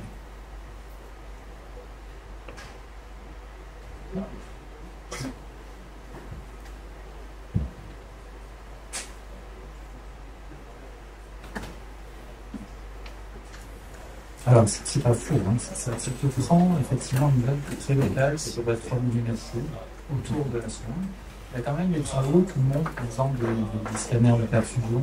On a un reflet déjà de la ligne du bonne, et on a un reflet de ce qui se passe quand même dans l'ensemble du cerveau. Mais c'est pas faux. Tout le problème, c'est savoir où est-ce qu'on la met. Il y a les neurochirurgiens qui croient que le lobe frontal, ça ne sert à rien, parce qu'ils s'en servent pas beaucoup. Nous, c'est toute la commission, le rapport aux gens. Donc, on a une image de mon lobe frontal, et, de l'oxygénation de mon lobe frontal et son travail, même si c'est petit, moi je suis d'accord. Enfin, vous pouvez mettre des petits mots dessus. Parce que je vais me servir de ma commission. Alors, je ne sais pas comment ils sont les internes à Genève, mais moi, les internes toulousains, quand il est 3 h du matin et qu'ils ont 12 paramètres à mesurer en même temps, et que, en fait, c'est compliqué. En fait, parfois, on a l'impression, je fais l'avocat du diable, en fait, on rajoute un paramètre qui va induire des thérapeutiques spécifiques. Parfois, ce paramètre, il est faux, parce que la PTO2, il y a plein de fois où, en fait, elle est basse, et en fait, elle n'a pas de réponse. Mais quand elle est basse, des fois, elle est vraie. Donc, en fait, on ne sait pas. On fait plein de scanners, on vérifie plein de trucs. Et en fait, ça reste un peu désagréable, quand même, cette affaire. Parce qu'on rajoute du monitorage sans qu'on ait la preuve que c'est la même chose. Et en même temps, on est tous convaincus que c'est logique. C'est logique. Vous expliquez, c'est simplement logique, et on est convaincus par ça. Et donc, je ne sais pas comment on va s'en sortir de cette affaire, parce que moi, dans mon service, ce qu'on fait, c'est qu'en fait, on ne met pas la PTO à tout le monde. Et en fait, par contre, quand ça commence à être compliqué, c'est-à-dire quand on commence à sédater lourdement le malade, parce que la suppression métabolique, quand on fait des grosses doses, quand on commence à jouer avec la température, et bien là, on ne comprend plus rien à ce qu'on fait. Et en fait, pour être sûr qu'on ne fait pas trop de bêtises, on met la PTiO2, comme ça, si elle est normale, on se dit, c'est bon, on n'a pas trop vasoconstricté le cerveau. C'est comme ça que tu fais comme ça Je pense que c'est la bonne approche. Et toutes les études, finalement, qui sont triches sortent, qui montrent bien que il faut choisir les patients, et c'est les patients les plus graves qui vont vraiment en bénéficier. Mon approche a été un peu différente parce que je voulais que les gens se forment. On est parti sur une ligne qu'on a mettait assez facilement. Pour que justement, ça revienne vers l'outil. J'essaie de simplifier au maximum les messages pour que le grand dans des cases. Ils adorent ça d'habitude. Et donc voilà, on y arrive comme ça, mais je pense qu'effectivement, alors après ça pose un autre problème qui est de changer les pieds. Mais moi ça ne me choque pas, parce que de toute façon on l'avait dit. Oui, tout à fait. Voilà, moi ce que j'ai c'est des PTO avec la température d'oxygène et à pic, donc on est bien, mais si tu pars sur l'idée de mettre qu'une pique au début, puis après tu changes, voilà, c'est que des manies de cellules, le malade s'aggrave, je vais devoir jouer sur le métabolisme, je vais devoir jouer sur la température du CO2. Mon angoisse, c'est trop de vasoconstricter le cerveau. Une surveillance supplémentaire. Moi, j'ai plein de trucs qui font baisser la pique. Et j'ai qu'une angoisse, c'est me dire, est-ce que je ne vais pas trop loin dans le truc qui fait baisser la pique? Est-ce que je vasoconstricte pas? Je fais pas. Ce que je disais tout à l'heure, finalement, on a l'impression que en voulant baisser la pique, des fois on fait des bêtises. Et ça, c'est une sensation qu'on a tous. Et pour faire ça, il faut peut-être le vérifier. Et je pense que la PTiO2 peut être.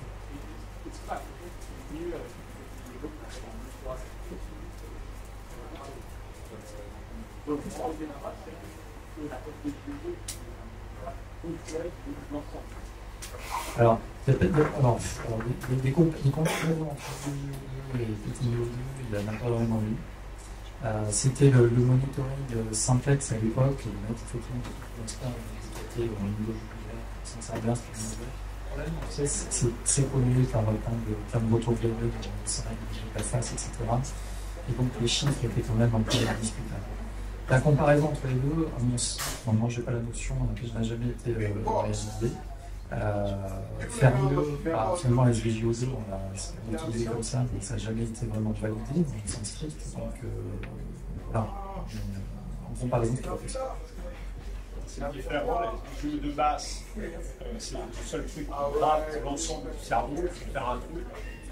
C'est très différent de la PTiO2, et là, ce qu'on dit du neurone, la cognition pour la vie, c'était pas tout à fait pareil. La PTiO2, c'est une image de population en fait en rate, et souvent, éclairage pour être détecté avec la global, on a la technique. Dans le cas clinique, le malade était extrêmement grave parce qu'on n'avait pas eu le temps de mettre des PTiO2 et en fait on n'arrivait pas à contrôler la pression intracrânienne, elle était passée autour de 30 mm de mercure malgré la crâniectomie. C'était un cas réel, elle a été très profondément, tout optimisé. Et en fait, il y avait des contusions très volumineuses, il y avait l'atteinte de la fosse postérieure aussi, je parle en l'image de départ, on avait un hématome dans le cervelet. Et donc du coup la question qu'on s'est posée c'est est-ce que finalement il n'y a pas un intérêt à mettre une dérivation ventriculaire externe dans ce genre de cas pour pouvoir optimiser la pression intracrânienne un peu plus facilement en drainant du LCR pour pouvoir après du coup se mettre dans une zone de confort un peu plus importante. C'est pas une situation typique et donc Bernard va nous expliquer un petit peu comment doit se situer la DVE dans l'algorithme en général des traumatisés crâniens et puis expliquer dans ce cas-là ce qu'il aurait fait. Vous m'avez fait travailler. J'essaie de pas trop crier. Le truc très important, c'est la fosse postérieure. C'est un truc que je voulais dire tout à l'heure et ça tombe très bien. Là, la tente du cervelet. La tente du cervelet, c'est de la dure mère. Quand on enlève l'os, si on n'enlève pas la dure mère, c'est comme si on faisait rien. La dure mère, c'est dur. Donc la tente du cervelet, elle isole la fosse postérieure du reste. Donc il peut y avoir une autre... On a ouvert pour que la pique baisse. Mais derrière, ça peut monter et vous ne le verrez pas sur la pique. La pique ne monitore pas la fosse postérieure. D'accord? Donc il n'y a que le Doppler dont on a parlé tout à l'heure qui vous permet de savoir si ça va, l'hématome et tout ça. Et ça, c'est très important parce que si vous libérez au-dessus, évidemment, ça peut faire grossir l'hématome en dessous. Hein. Il y a des variations. Donc retenez que la fosse postérieure, et d'ailleurs, quand ils opèrent la fosse postérieure, ils enlèvent l'os là derrière et ils ne le remettent pas. Hein. Il y a toujours un volet en fait. Hein. Les gens qui sont opérés de la fosse postérieure, il n'y a pas. Voilà, bref. C'est ça, j'ai placé ça. Bon, les deux questions. Comment doit-on positionner le drainage du... Ce que j'ai pas placé, c'est la position du malade. On n'en a pas encore parlé. On a parlé de... Ça, c'est très important. On en parlera plus tard. Comment doit-on positionner le drainage du LCR dans notre algorithme décisionnel de prise en charge des TC graves? Donc, c'est pas notre malade, ça, c'est général. Peut-on proposer ici, alors, que le patient est déjà craniectomisé? Je réponds à la deuxième question. Je répondrai à la première. Donc, peut-on le proposer ici, alors que le patient est déjà craniectomisé? La réponse, c'est oui. C'est évident, hein, c'est une autre manière. Ça va modifier complètement le LCR. Le fait d'avoir une craniectomie modifie complètement le trajet du LCR. Je vais aller très vite parce qu'on n'a plus beaucoup de temps. Mais ça, c'est passionnant. Alors là, comment le LCR se balade dans le cerveau, ça, moi, quand j'ai démarré, ça se sait depuis 2 ans. Ils commencent à avoir des idées. Encore, quand on creuse, on voit qu'ils ne savent pas tout encore. Ils ne le savaient pas avant, qu'il y avait de la lymphe dans le cerveau. Je l'ai appris il y a 2 ans. Hein, on disait, ah, le cerveau, il n'y a pas de lymphe. Moi, j'ai appris ça quand j'étais petit. Je ne sais pas vous, mais il n'y a pas de lymphe. C'est le seul truc où il n'y a pas de lymphe. C'est bizarre, même. La lymphe, c'est utile. Et ben, ils viennent de trouver comment ça circule. Donc, c'est avec le LCR, d'ailleurs, il y a un lien. Voilà. Donc, je vais aller un peu vite, mais là, craniectomie et tout, il y a un truc aussi, que c'est l'écho. Il n'y a plus d'os. C'est très facile de faire l'écho. Donc, on voit si c'est dilaté, pas dilaté. Et pour poser les DVE, il faut que les neurochirurgiens ils commencent à travailler avec l'écho. Enfin, c'est pas demain, c'est difficile hein, de les convaincre. Mais voilà pour la première question. La deuxième question.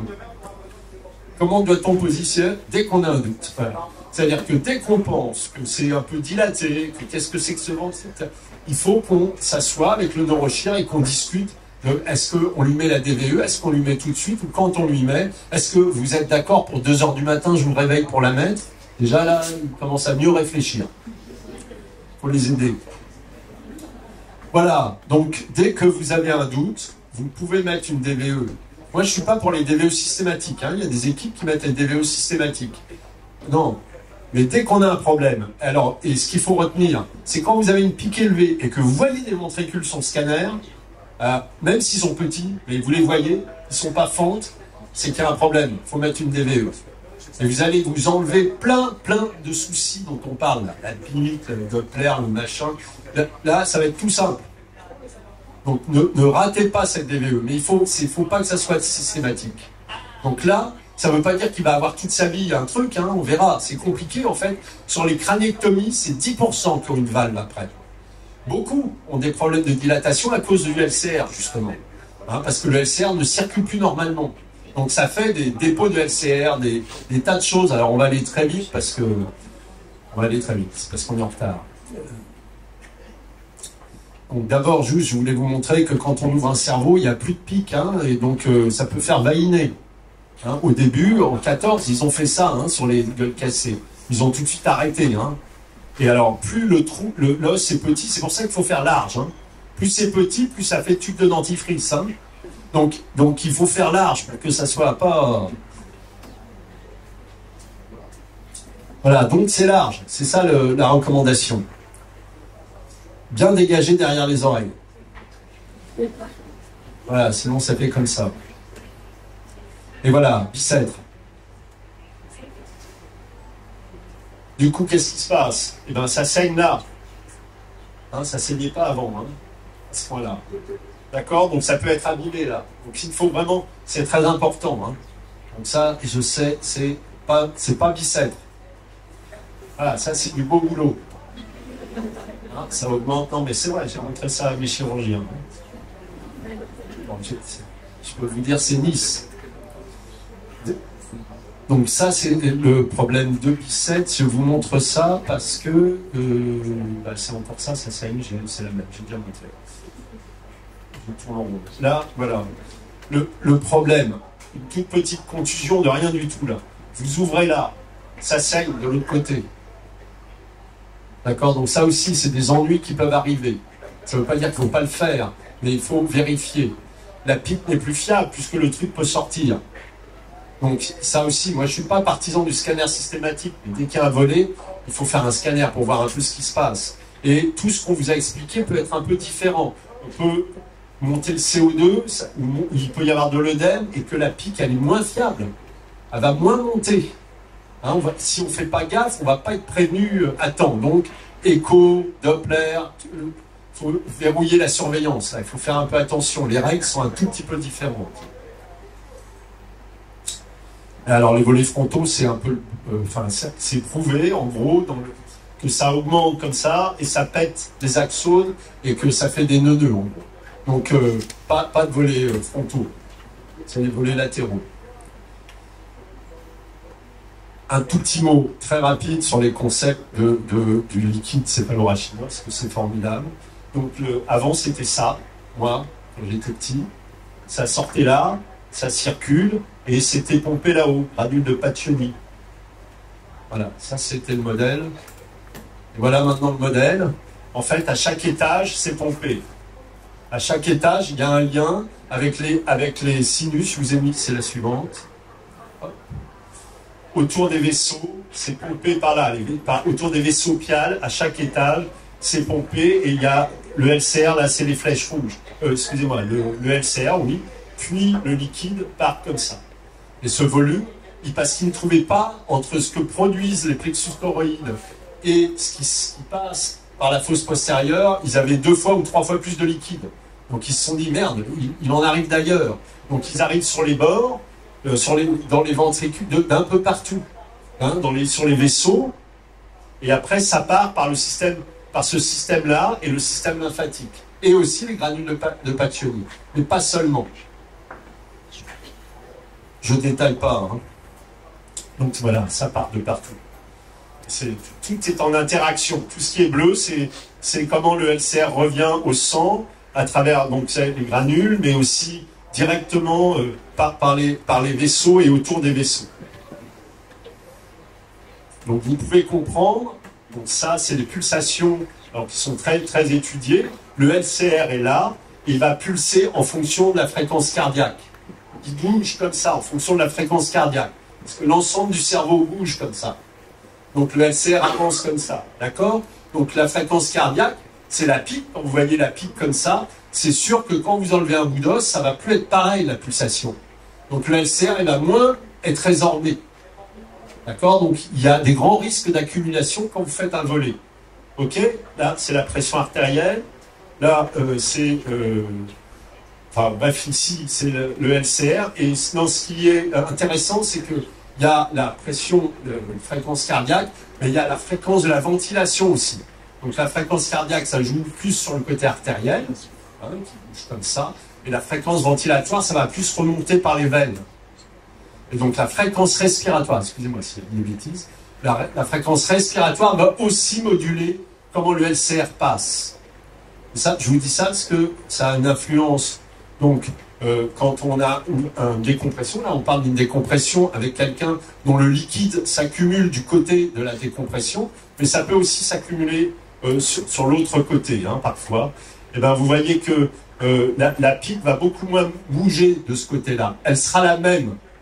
Attention, je suis sûr de ça, parce que chez moi, mes neurochirurgiens, au début, quand on a fait les volets, ils avaient un peu la flemme de mettre une pique correctement, donc ils la mettaient hop, du côté du volet. Ils se mettaient là du côté du volet, et je disais, mais attendez, vous êtes juste sous le volet, là. Moi, je ne sais pas si c'est la vraie pique. Qu'est-ce que vous me faites? Parce qu'il n'y a plus la durnaire, hein, je vous ai dit. Hein.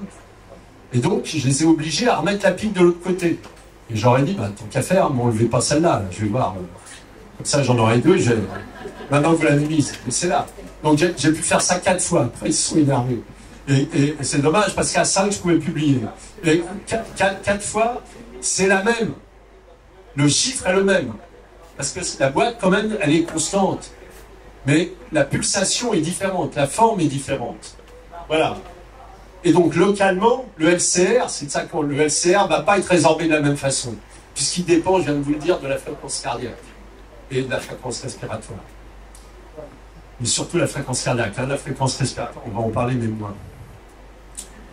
Donc voilà ce qui se passe. En haut, vous avez une boîte crânienne normale, et comment le LCR arrive à circuler et à partir vers le bas, en fait, et à être résorbé après. Bon, il y a la résorption aussi à chaque étage de la boîte. Hein. Il y a vraiment, il y a un boulot dingue. Hein. Ils n'ont pas fini. Des fois, ils s'engueulent. Hein. dans les articles. Ah non, c'est plutôt comme ça, non, c'est ça le plus important. Donc il y a un lien avec la lymphe, l'immunité, enfin c'est super. Hein. Là, c'est à vous de jouer, là. C'est quoi, ça va finir, mais vous, c'est à vous de jouer. Mais alors, dès qu'on fait le volet, c'est le bordel. Vous voyez, les flèches, ça ne circule plus de la même façon. Et donc, il va y avoir des accumulations de LCR. Le LCR va surtout du côté... mais des fois, il y a des accumulations de l'autre côté.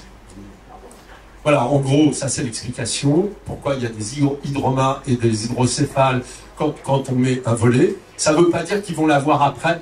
Hein. Ça veut dire qu'il faut mettre une valve, mais après, quand on va remettre... maintenant, on ne remet plus l'os, mais on met du techno machin, je ne sais pas. J'ai oublié. Enfin bref, ils mettent du fer, c'est du bruit. Et là, ça remet le liquide. Ça remet le liquide, il n'y a pas besoin d'une DVE après. Il n'y a que 10% des gens qui ont eu un volet qui ont besoin d'une valve interne toute leur vie. 10%. Ensuite, de 10 à 15%, suivant les articles. D'accord? Donc voilà, ça c'est un cas clinique. Vous voyez, le liquide s'accumule avec le temps, avec la pique qui monte, et puis ils sont obligés de faire des drainages. Alors des fois, quand c'est ce côté-là, ici, c'est pas forcément du côté du cerveau, c'est de LCR qui est trappé et qui sort plus et qui est sous la peau, donc ça n'a pas la même cellularité, par exemple. On peut trouver des cellularités différentes. D'accord? Donc on peut avoir à drainer localement, enfin il faut se méfier. Enfin voilà, il y a du boulot autour de ça. Mais en tout cas, il faut que vous sachiez qu'il n'y a pas à hésiter. On peut mettre des valves pour essayer de diminuer quand la pression augmente à cause de ça. Ça ne veut pas dire qu'après, ils vont avoir la pression augmentée. On va voir. Quand même, au moins 10% vont l'avoir. On va avoir besoin d'une valve. Et quand on va remettre l'os, eh ben, on va recréer le circuit normal. Et pour finir, parce que j'ai trouvé ça, c'est ce mois-ci, les types, ils ont regardé avec la respiration yoga. Ça, je peux vous dire que tous les fans de yoga, là, ils vont être à fond. Donc, c'est pas l'ancêtre, c'est nature, quand même. Hein. Donc, c'est pas de la mignonne. Hein. Voilà, la meilleure façon de drainer son LCR, c'est la respiration abdominale. Je ne connais rien dans les respirations yoga. C'est pas mon genre, yoga, hein, je peux vous dire tout de suite. Pensez à mon gros orteil. J'ai essayé une fois, ça m'a tellement fait rire que le mec m'a sorti du cours. Mais c'est la respiration abdominale, je ne peux pas vous l'animer, qui fait le plus nettoyer le LCR. C'est chiant, hein. Ils n'ont pas fini de nous en parler, les yogis, parce que pour nous inciter à faire du yoga, hein, pour vider, parce que le nettoiement du LCR, avec Alzheimer et tout, vous avez pu en entendre parler, hein, c'est très très important. Hein. Il y a des liens. Donc voilà. C'est ce mois-ci, là, 2021. Je vous remercie, je crois qu'il est fini. Et je vous invite à Grenoble. Donc merci Bernard. Donc vous avez compris, le LCR, c'est une histoire de pression, en fait, aussi. Une histoire de différence de pression entre l'artère et la veine souterraine. Et donc ça fait de fou. Clément est un des spécialistes mondiaux du système lymphatique. Si. De contrôler les choses. Malheureusement, ça ne s'est pas très bien passé parce qu'il n'était pas trop loin. Il a commencé à faire une méningite avec un DGN, avec un abcès énorme. Donc on a essayé de l'opérer. Enfin, je passe tous les détails, c'est pas l'intérêt de ce soir, mais globalement l'évolution était très défavorable malgré les antibiotiques, malgré l'abcédation. Et donc, après tous ces événements, au 90e jour, on était à distance de tout ça, et puis le malade était toujours extrêmement grave. Et la famille était très en colère. Très en colère parce qu'elle avait l'impression que tout s'était mal passé et que c'était un peu notre faute. Donc, elle aurait espéré que ça se passe autrement, et les différentes complications ont fait qu'elle était très remontée. Du côté de l'équipe, nous, ça ne changeait pas de la situation. Notre réflexion nous a mené à penser qu'il fallait envisager une limitation des soins chez ce patient. Et du coup, la question sur laquelle on va terminer avec Clément, qui est donc membre du comité d'éthique de l'ASFA, on n'a pas eu le temps de le présenter tout à l'heure, mais il travaille beaucoup aussi sur l'éthique et pas que sur le système lymphatique. Il va nous expliquer un petit peu comment, dans ce genre de situation, et on va essayer de discuter aussi avec vous, comment faire dans une situation où vous pensez qu'il faut arrêter les soins et que la famille s'oppose à vous, comment les convaincre, est-ce qu'il faut forcer les choses, etc.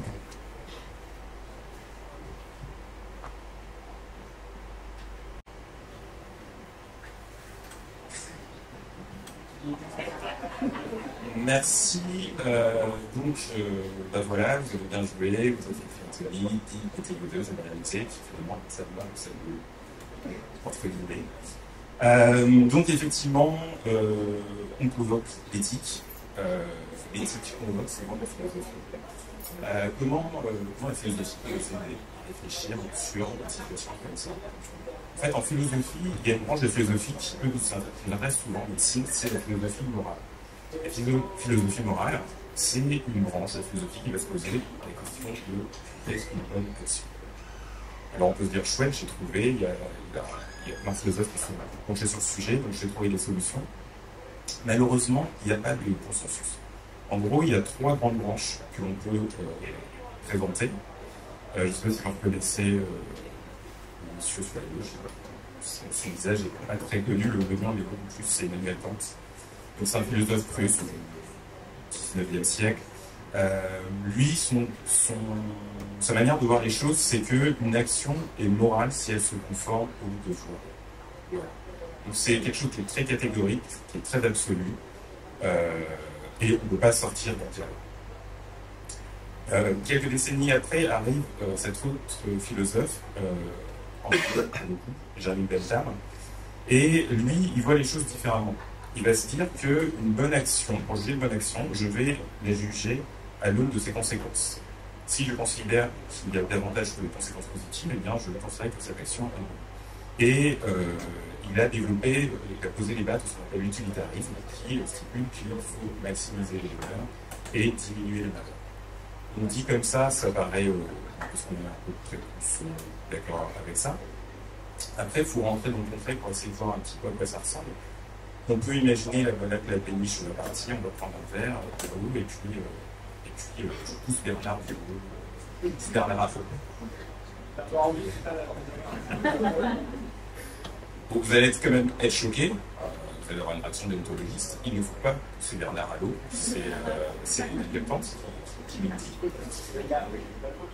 Mais Jeremy Bentham, en fait, me souffle à l'oreille que Bernard est bon sur lui et qu'il allait faire sauter la péniche. Et donc là, vous allez juger mon acte différemment, vous allez juger par rapport à ses conséquences. Donc ça, c'est une approche utilitariste. En fait, on a toujours une petite balance entre déontologiste et utilitariste, donc jamais complètement là. Et il y a une troisième approche qui est très ancienne, qui remonte à Aristote, qui a été en perte de vitesse et puis qui revient un petit peu dans d'autres domaines. C'est l'approche qu'on appelle l'éthique des vertus. C'est qu'une bonne action sera celle qui est faite par une personne vertueuse. Alors, moi, ce que je trouve le problème avec cette approche, c'est comment trouver des personnes vertueuses. Il fallait que je trouve une illustration, je me suis dit, je vais prendre le président de la NARF. S'il est président de la NARF, c'est forcément qu'il est vertueux. Mais voilà, ça pose quand même un souci. En tout cas, la philosophie morale, elle va pas nous aider à trancher, à nous donner des cadres, et puis il faudra se débrouiller avec. Une autre manière de voir ce type de situation, on peut prendre l'angle de la psychologie. Vous reconnaissez ce qu'il y a sur la photo, c'est le Concorde. Cet avion, en fait, il est intéressant pour plein de raisons, techniques, mais aussi en psychologie, parce qu'il illustre un biais. C'est ce qu'on appelle l'aversion aux pertes. En pratique, c'est lorsque on s'est beaucoup engagé sur un projet financier, par exemple, eh bien, au bout d'un moment, même s'il n'y a plus de finalité, plus d'utilité, eh bien, on aura du mal à lâcher l'affaire. Parce qu'en fait, le Concorde, il a été commencé en 1976, mais dès 1973, il savait que le projet ne serait pas viable, mais pour différentes raisons, on pense qu'on a investi beaucoup d'argent, on n'a pas voulu lâcher l'affaire.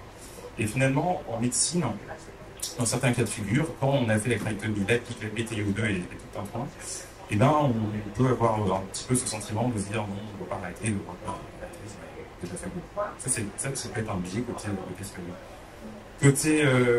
côté famille. Ça, c'est un autre biais. Donc en fait, j'ai fait ça juste avant, j'ai tapé coma sur Google. Donc j'ai tapé ce type de coma sur Google, en fait, on trouve plein d'articles comme ça. Et en fait, ça illustre ce qu'on appelle le biais de disponibilité, c'est que on peut baser notre décision sur le souvenir qui va nous paraître le plus évident, qui vient en premier à l'esprit, et s'arrêter à ça.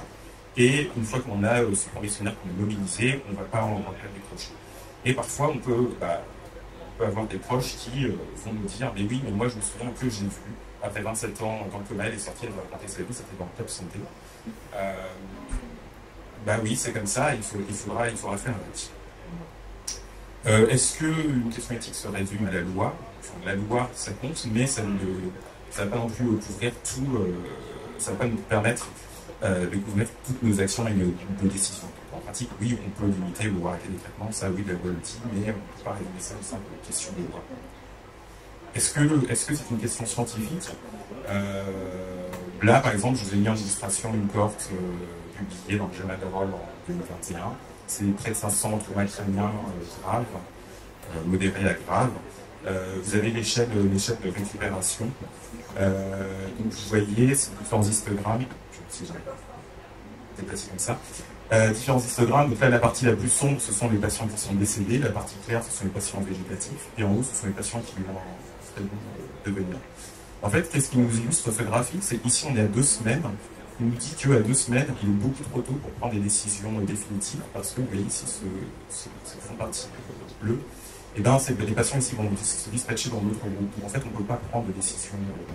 Il est très difficile de prendre des décisions irréversibles. En revanche, à 3 mois, vous voyez, 3 mois, 6 mois, 12 mois, en fait, la partie du bas, elle ne change plus beaucoup. Et là, dans la vignette, on est à 3 mois. Donc en fait, il y a un moment donné où on aura quand même des éléments qui nous permettront d'avancer et de prendre une décision.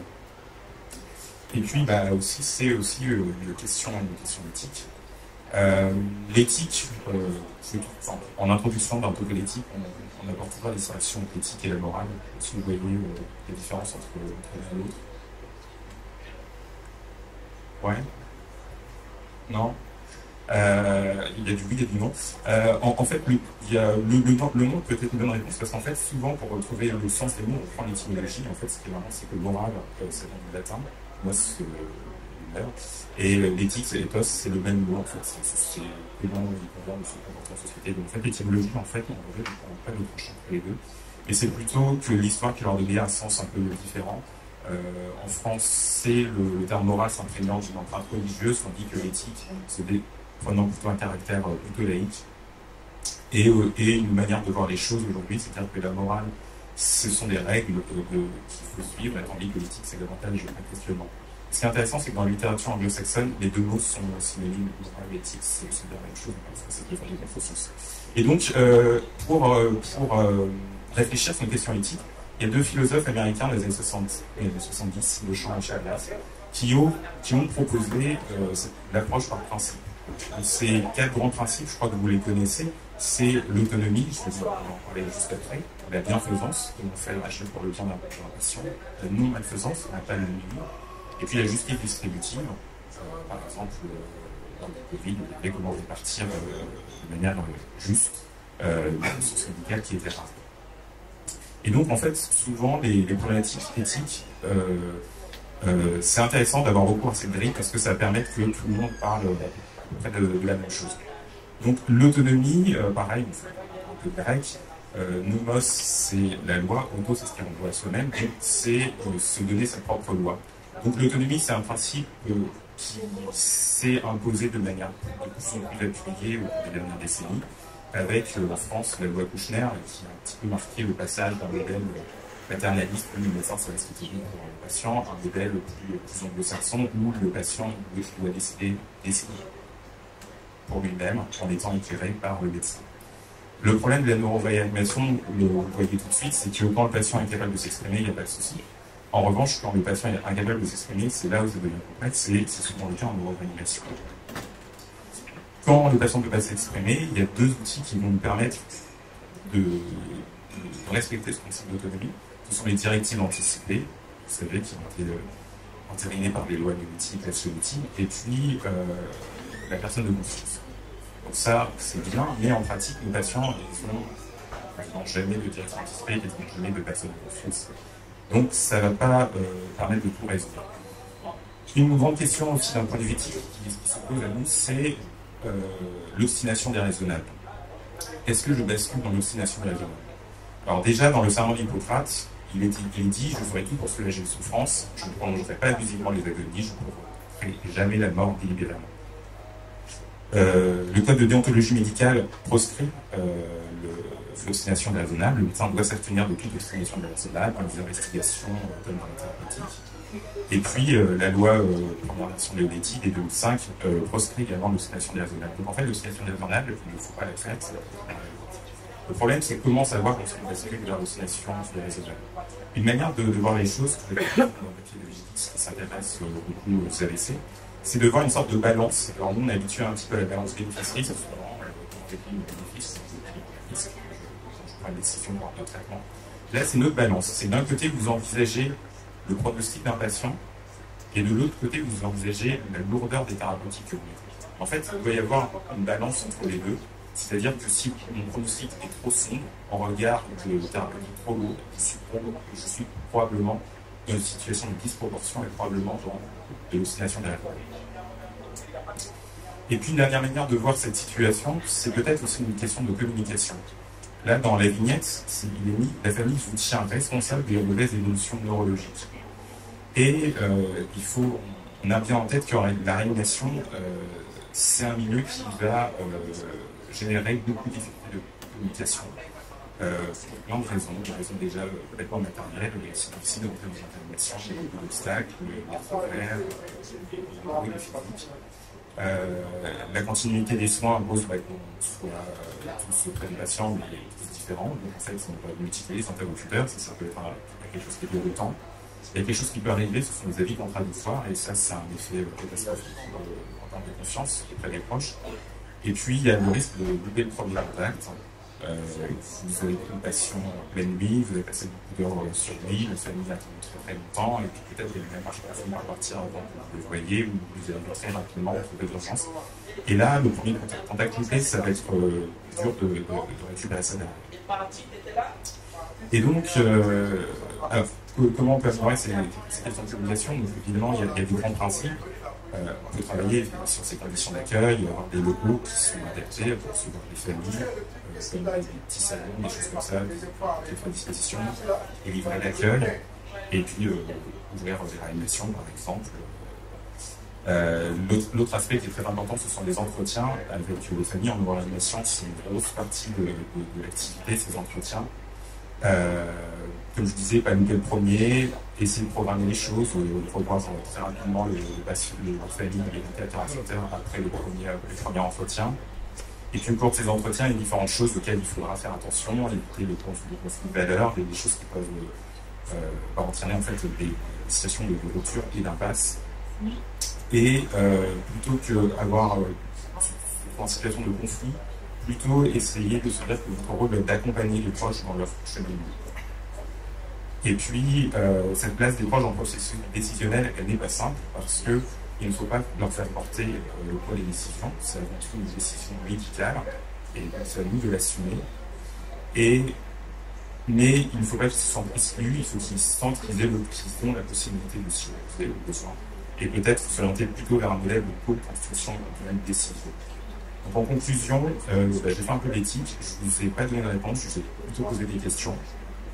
Mais c'est un peu le principe de l'éthique, c'est d'avoir des repères, vous faites la métaphore, vous ayez des balises et que vous puissiez cheminer, trouver de non mauvais des choses. Je vous remercie. Deux petits mots de remerciement. Il y a certains partenaires qui sont là, qui sont des partenaires historiques qui nous accompagnent sur les différents éléments. Donc, je les remercie d'être là. On aura l'occasion de discuter pendant les et la petite balade. Donc, merci beaucoup d'être là, c'est important aussi d'être là. Je remercie encore une fois la JAR pour avoir organisé ça et cet événement. Si vous êtes des jeunes intéressés par la neuroréanimation, la neuroanesthésie, la NARF vous est grande ouverte. N'hésitez pas à venir nous voir, il y a des beaux événements, que ce soit le congrès de Grenoble dans un mois à peine, la SFAR bien sûr, il y a la journée des clubs, et puis on fait plein de choses, on organise, on essaye de rajeunir les cadres, on essaye d'être dynamique, international, voilà. Donc n'hésitez pas à venir nous voir. La neuro c'est hyper intéressant, vous êtes la génération neuro, hein, je ne sais pas si vous vous rendez compte, mais vous êtes la génération qui allait elle est transformée en réanimation neurologique. Donc c'est l'art les 50 ans. Et donc vous êtes bienvenus et vous pouvez nous contacter par Kevin, en passant par la JAR, vous avez tous les contacts. Je te laisse la parole pour conclure. Merci à vous pour. On a pu remettre en question pas mal d'hommes pour les faire par cas.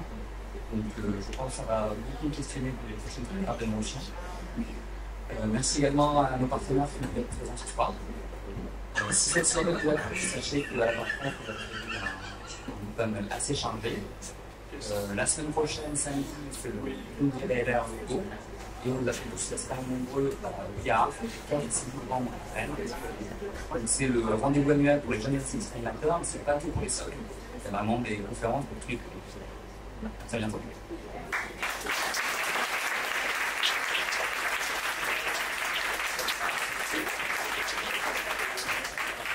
On a le droit de boire un coup et on va se balader. Et voilà, on sera rentré vers 23h30, je pense, ici. Il y aura DJ, machin.